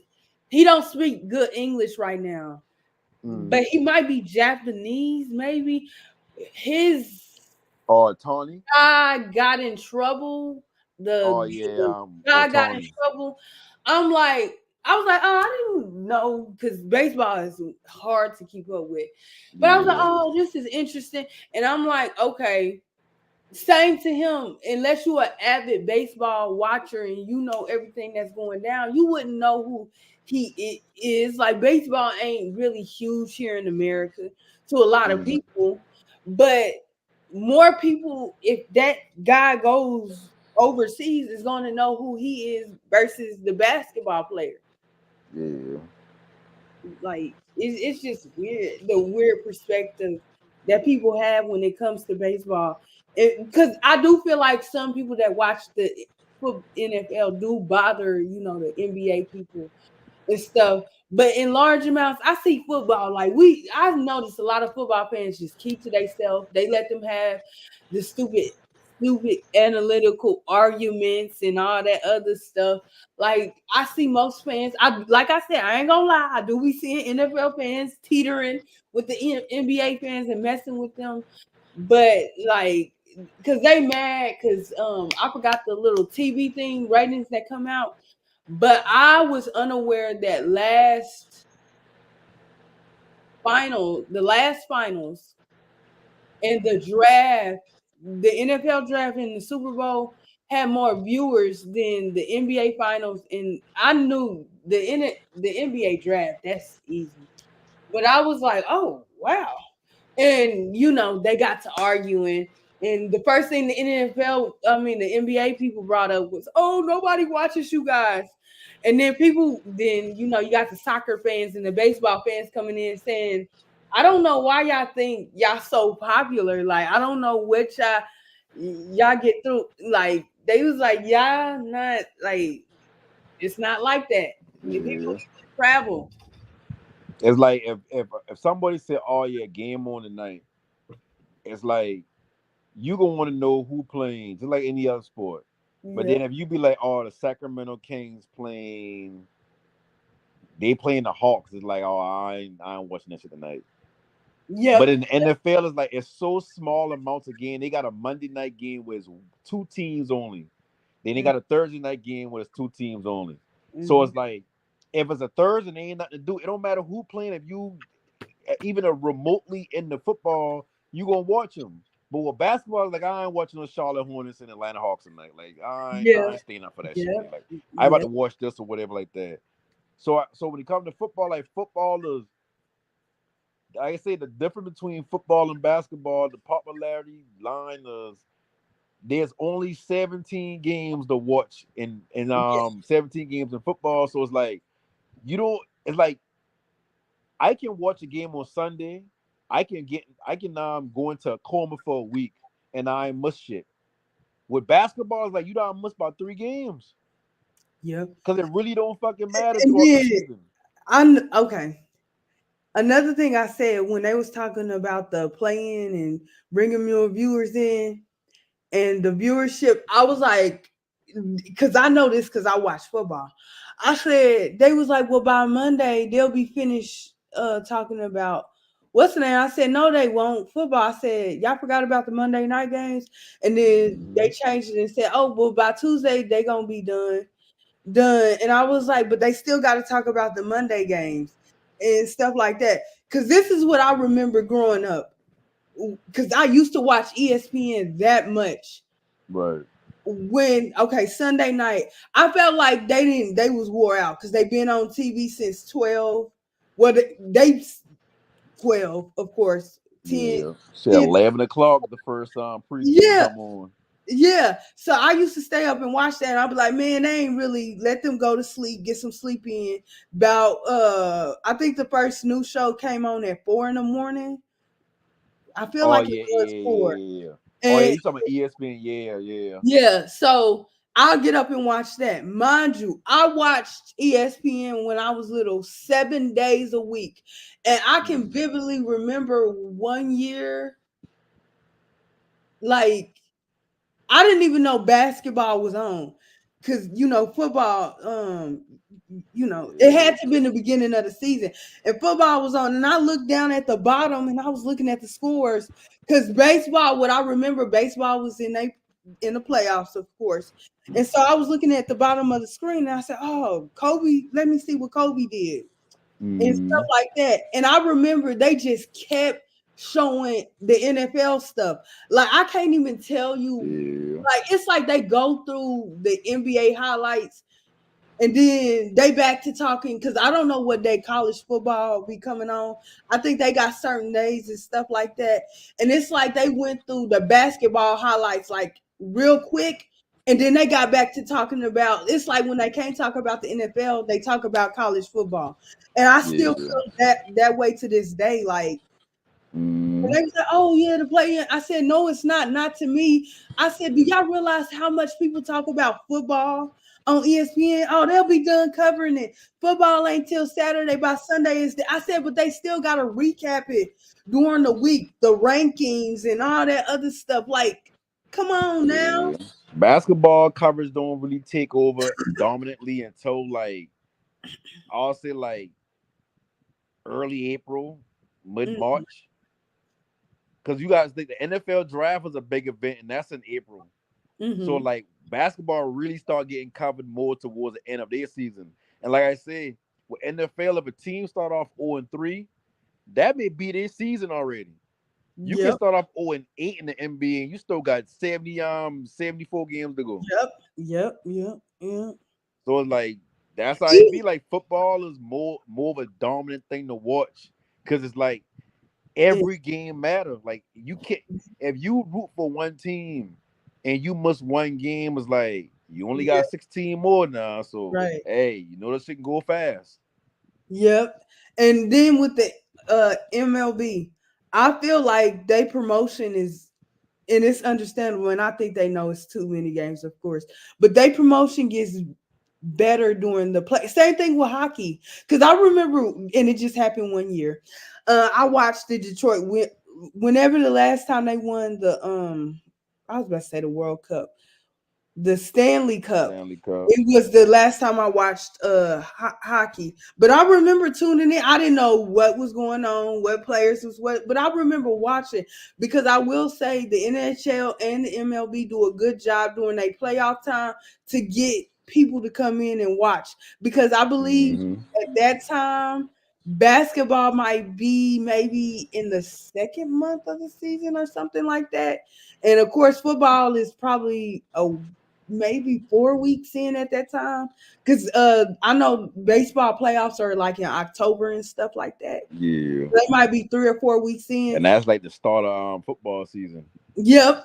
Yeah, and I was like, I don't know if the baseball game got, I mean, the playoffs last year received more coverage than the first annual playing thing and whatever. But I was like, yeah, that like basketball unfortunately is fighting a battle that they're never going to win.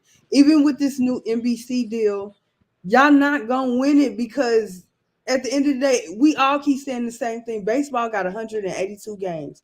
And unless you're a hardcore fan, and even with the hardcore baseball fans, they'll tell you they don't watch all 182 games. Some of them watch the beginning of the season, but most of them watch the end and definitely in the playoffs. So you got to deal with that viewership. Like you're going to lose. Like the NFL is an ass, but they trying to, like, you got to take your ratings and deal with it. And hopefully your Yeah. ratings can come up during playoff and finals time. Yeah, because I mean, between people stealing the shit online, and and like when it come to like what's it called, when it come to hockey and when it come to baseball, where they Mhm. do a good job at, even though they sport ain't popular, like I know the Stanley Cup's been in the finals. The only way I know is because Jason Tatum was saying something, but he had going to school with a player on the Stanley who had played in the Stanley Cup. And I'm like, damn, that shit going on now. And then even though they've been down, Stanley Cup, I mean, hockey almost had a team come back from 0-3, which I think they probably already had before in hockey history. I don't know. But an NBA coming down from 0-3 is like, that never happened. And even with that going on in hockey, I still ain't been interested in watching that shit. I did keep up with it to see if, damn, did they win game 7? Did that team actually did that? But for the Mhm. most part, I don't give a fuck. What baseball and hockey do, they do a good job with gathering their niche audience. The ones that really care about baseball, they get 100% of them to tune in. As Yep. opposed to with basketball, it's like you may have everybody, you might have people who love basketball watching, but like with me, I love basketball, but I ain't watching 82 Mavericks games. I may watch like 60 of them. I live close to the Hornets. I ain't going to 42 games. I might go to 3 or 4 of them. You're But right. I love basketball. So with basketball, there's nothing, basketball don't present nothing to where it's like they got their own little community where it's like just y'all coming to watch us. It's like basketball fan like me. I watch basketball, but I also watch football.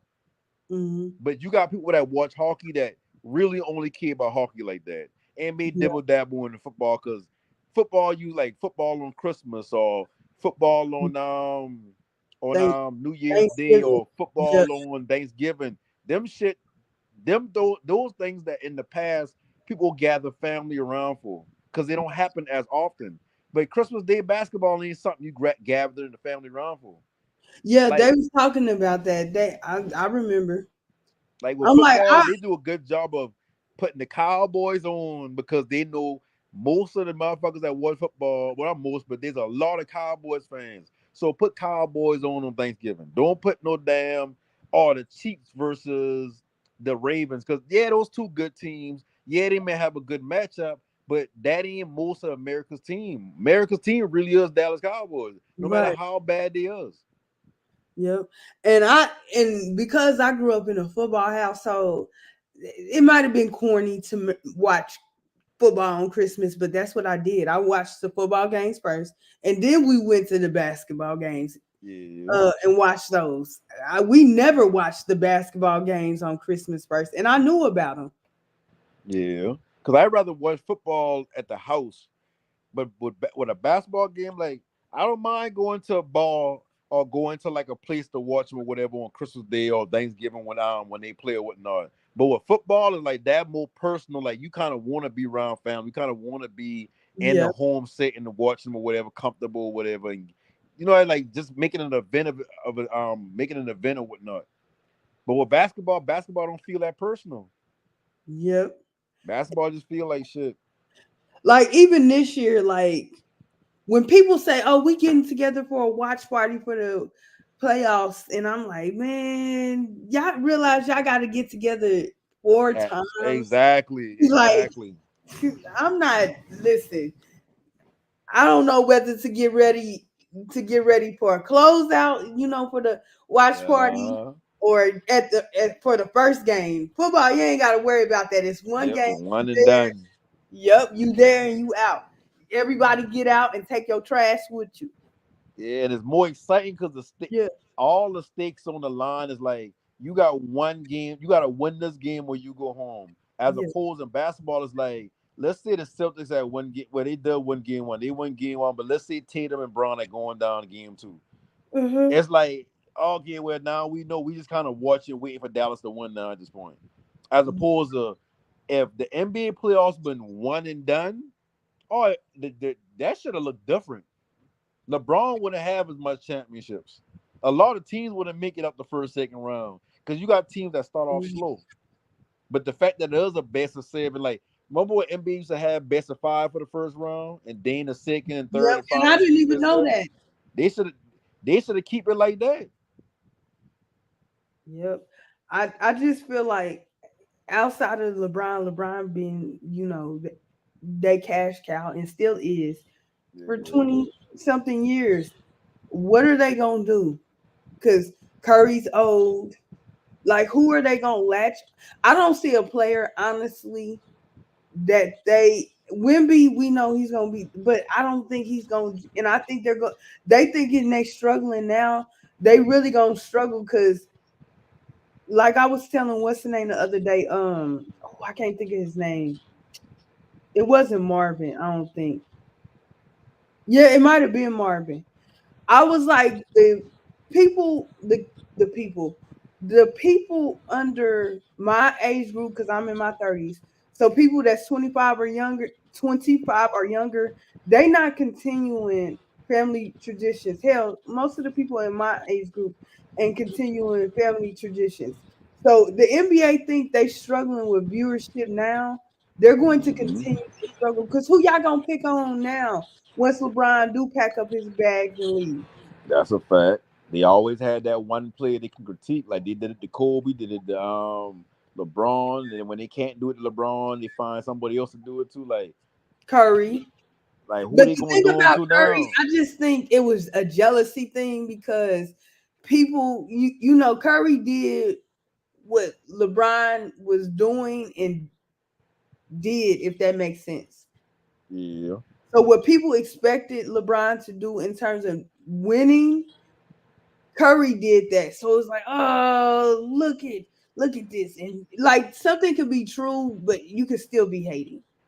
yeah, And yeah. so That's now true. I said, only thing they trying to start with Luca, like, oh, he's dominant, he's this, he don't play, but it's not something that's lasting. Like, it's just like, Mhm. okay, yeah, It's go, like they try to say he crying all the time now or yeah, whatever. Like they trying to do that, but it's like it you don't can't really stick. do that with a player that's still putting up triple doubles. It's like, yeah, the crying ain't hurting the game though. It's like they running out of ways to pick on players.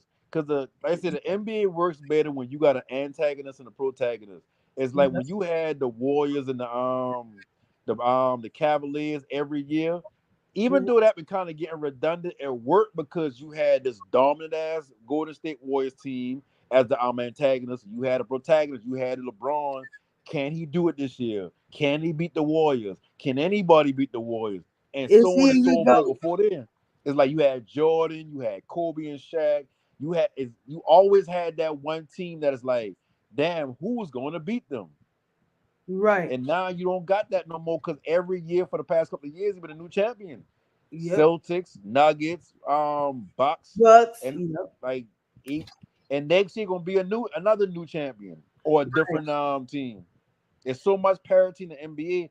Every night you watch a basketball game, you got a chance to see maybe not a star player, but a player that got excitement to him. Even if you watch the Hornets, you can watch LaMelo Ball. You watch the Right. Hawks, you can see Trey Young. Even as bad as they are, you can see a young star or a star player or a player that exciting every single night. So there's no, oh yeah, well, we know it's gonna be LeBron, but who LeBron playing this year? Or we know it could be Curry in, but who Curry in playing this year? Right. Right. Them days down gone. Yep.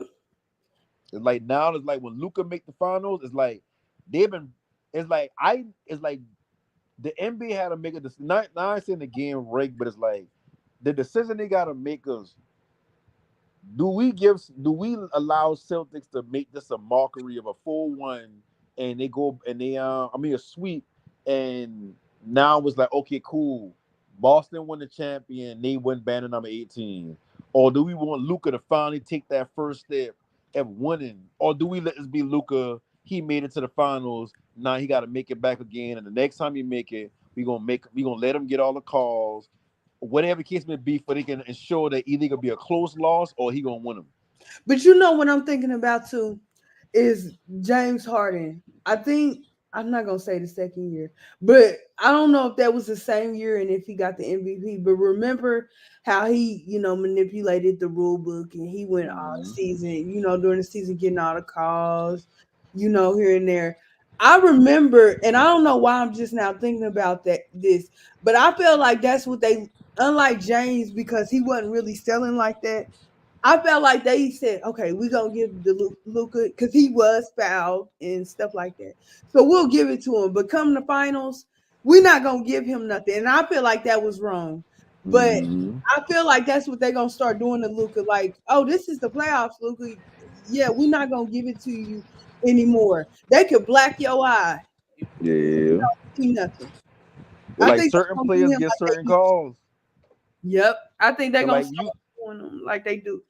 as good as Kyrie is offensively, Kyrie don't get half as much calls as other players with the same level of skill, the same recognizable faces or games or whatever. He don't get the same calls. He don't get fouled at the basket and we send you to the line. Like look at his free throws. He don't get to the free throw line as much as other players, but he get to the basket. And it's like how do you keep the league fair at that point? Right. I just feel like the league kind of felt like they had egg on their face. Like James Harden did nothing wrong, but it Mm-hmm. was just like, oh, he didn't read or just throw it out in the trash. Yeah. He Everybody be just complaining and skimmed calling and it not tolerated, basketball. and they don't want to see that no more. And I think it's the same thing with Luca. Like, oh, he's crying. He's not getting back. And because it ain't good for the game, like that. He's not finna, but y'all let LeBron do it. So let Luca do Yep. it. That's all Yeah. I can say. Yeah. And Luca always said, he grew up on LeBron and his own country when he be coming up. Even LeBron, everything Luca do is LeBron-esque. But like I said, they don't blame LeBron when he do it. LeBron ain't people fans that call LeBron a crybaby, but the media don't be out there just attacking LeBron like how they do Luca. They make it seem like Luca crying is the reason why they losing games or something like But that. here's the thing about LeBron, too. One is I'm not gonna pretend like he was out there playing basketball the whole time. And I like to tell people this. LeBron was so athletic and strong to a certain point that the wings at the time were athletic enough to guard him, but they were not strong enough. That you had the people that was at the floor four spot that was strong enough to guard him, but they were too slow because like they weren't centers. Like you had people like Dirk. Dirk to me, like people was like, nah, Dirk wasn't a punk. He wasn't KG. He wasn't even Yeah. Kevin Love. I remember looking up and seeing a game and was wondering why almost every other game Kevin Love had a bloody nose. I was really trying, and I'm really still to this day trying to figure out why he had a bloody nose. Like, come on, man. Yeah. LeBron No Jr. matter how winning much you people. try to play tough, you still can be a soft player. That don't mean you a Yeah, soft person. That just you a soft player. yeah. LeBron would be over. He was running over people. And it was Yeah. funny to me. He was running over people. Like I say, Giannis is running over people. I see I don't hype Giannis up. People trying to Mhm. call Giannis trash. I said, LeBron did the same thing. No, he didn't. I said, yes, he did. Yeah, LeBron first what 6, 7 years in the league, but just humping his athletic And ability then and size. and then it was funny because they was like, LeBron would dominate football. I said, no, he wouldn't. You do what you do to basketball players. If you would have did that in football, please. You Yeah. forgot that Ray Lewis and then was no, he wouldn't have. Yeah. They I got it. said, remember they had that whole debate about if NFL players can play basketball and vice versa. And it's like two things could be true. But You some gotta have a people, certain mentality to play football. I don't care what nobody say. I don't care how good you is athletically, how much talent you can have. If you don't got a football mentality, you ain't gonna last long in football. yeah, But at the same time, it's a reason why it's only down 2 rounds in the NBA draft. Ain't that much motherfuckers that got the talent to play basketball at a high level. yeah. But my take on football is this: it's a more physically violent like game. I don't care how safe they try to make it. Mhm. But like, I'll be honest, I think LeBron James can definitely play football. We know Anthony Edwards played football, and you see like when I watch them play, I can tell, especially with Anthony Edwards. Like I think people are shocked when people. I don't care which sport you played first, but specifically when people that play football, go play. Because they all do the same thing. They'll run over you. Like if that makes sense. Because in football, you run over people. Like you ain't gotta Yeah. worry about getting called for a charge. There's no such thing as a call like that in football. You're taught to run over your opponent. You can't do that in basketball if that makes sense. I just don't think LeBron mentally strong enough to play football. Hmm. I don't get me wrong now, like 6'8", 250. Shit, that sounds like a tight end at the end of the day. Like Yeah. he'll be a big like I don't know where you would actually play him on the field because he that tall. Ain't too much. I can't name one player in the NFL right now who's 6'7", 6'8", or even 6'6" for that matter. Like you got tight ends in the league who top out at 6'4". Yeah. 6'5", like I think Travis Kelsey like 6'5" or whatever like that, and he one of the taller tight ends or whatnot. I just think like when it comes to football, like what it's easy to say what you can do. You can be faster than somebody, you can be whatever, but once you get hit, Yep. you gotta remind yourself, I'm gonna get hit like that again and again and again and again and again. LeBron ain't never been seriously injured. But the one time LeBron had a serious injury, even that groin situation, and he ain't even gonna come back from that. He been taking more time than he needed off of that. That year when he missed like half the season when he been playing with Yep. Lonzo them boy that year. It's Mm, like you gotta have a mentality like, yeah, I know NBA players do come in injured. So it's like they don't be healthy all season. Most of the season they be injured. But they injured most of the season is different than NFL injured most of the season. Them motherfuckers really be having injuries that you shouldn't be playing on. Yep. Like certain injuries that NBA players get, they gotta be out for 3 to 4 weeks or 6 to 8 weeks. NFL players gotta play on that shit, get a shot, and keep going because they don't use the same muscles. Like basketball, you doing a lot of side cutting or whatever like that. So you kind of, I get it. Like if you got like a sprained knee, you probably gonna want to sit out for a couple of weeks. But in the NFL, they play on that shit like it ain't nothing. A Yeah. sprained knee ain't nothing to them. Tape They play through it. Tape it up. But that also, and it happens in every sport, not just football, but that opened them up to a huge lawsuit because of that, with the concussions and stuff. Uh-huh. But yeah, like I was looking at that. I said, nah, a lot of these basketball players, nah. And don't get me wrong, now you like I feel like you got players like like Jokic, them boy, like them boy from that other country, like Giannis. I feel like them boy, they'll power through them. I feel like they got the mentality because, and I won't say nothing like this ain't nothing against American players, but we more baby than the rest of the country. Like we got everything, and I ain't saying like baby as in we got it easy over here, especially as black people now. But it's like a lot of the things that they gotta go through, we go through that in America, and we be ready to give up on life. But for them, that's every day. Like that's what you gotta do. Like you gotta walk down, you gotta walk 8 miles to the river to go catch some fish or to go whatever, get a bucket of water. Like in the Dominican Republic, you can't even drink the water out there. Like if you want water, you gotta literally just buy gallons of water to wash off with, to drink with, to cook with, to eat. That's how they gotta live. So when they come to America, it's like, oh, y'all can drink up the faucet? Or shit, y'all can wash off with faucet water or shower water? Like a lot of things that they ain't used to, they come over here, it's like, y'all lucky. Like Luca probably be down here fucking playing the game all day. Cause I know he I forget what game it is, but he one of the top players, whatever game that is, he be playing or whatever.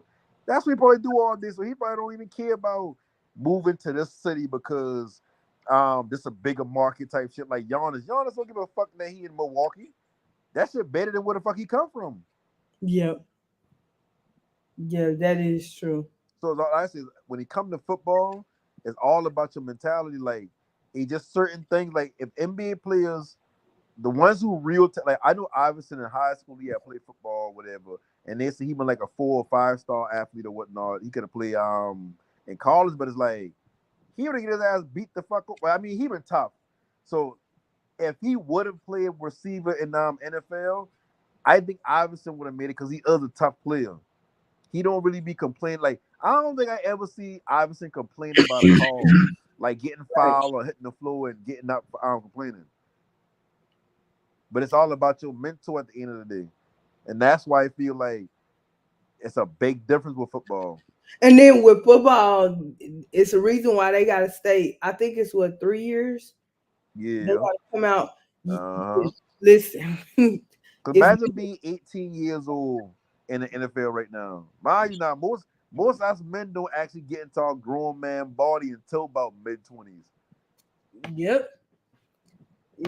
The NFL is not for the young or the weak. That's probably the best rule any sport could have ever made, us making them wait 3 years. So don't get me wrong, you got some players that come out that when they in college, it's like, God damn, you don't reach your fucking physical potential, I see. But at the same time, it's like that's only a few and far between. Like DK and Metcalf probably been a man before he been damn 19, 20. But he probably still had need them couple of years before he get in the NFL. That's definitely true. Well, it was fun talking to you, No Panic. I'm about to get off because it's late and I gotta go to work. So. All right. All right. Have a good night. All right, you too. All right.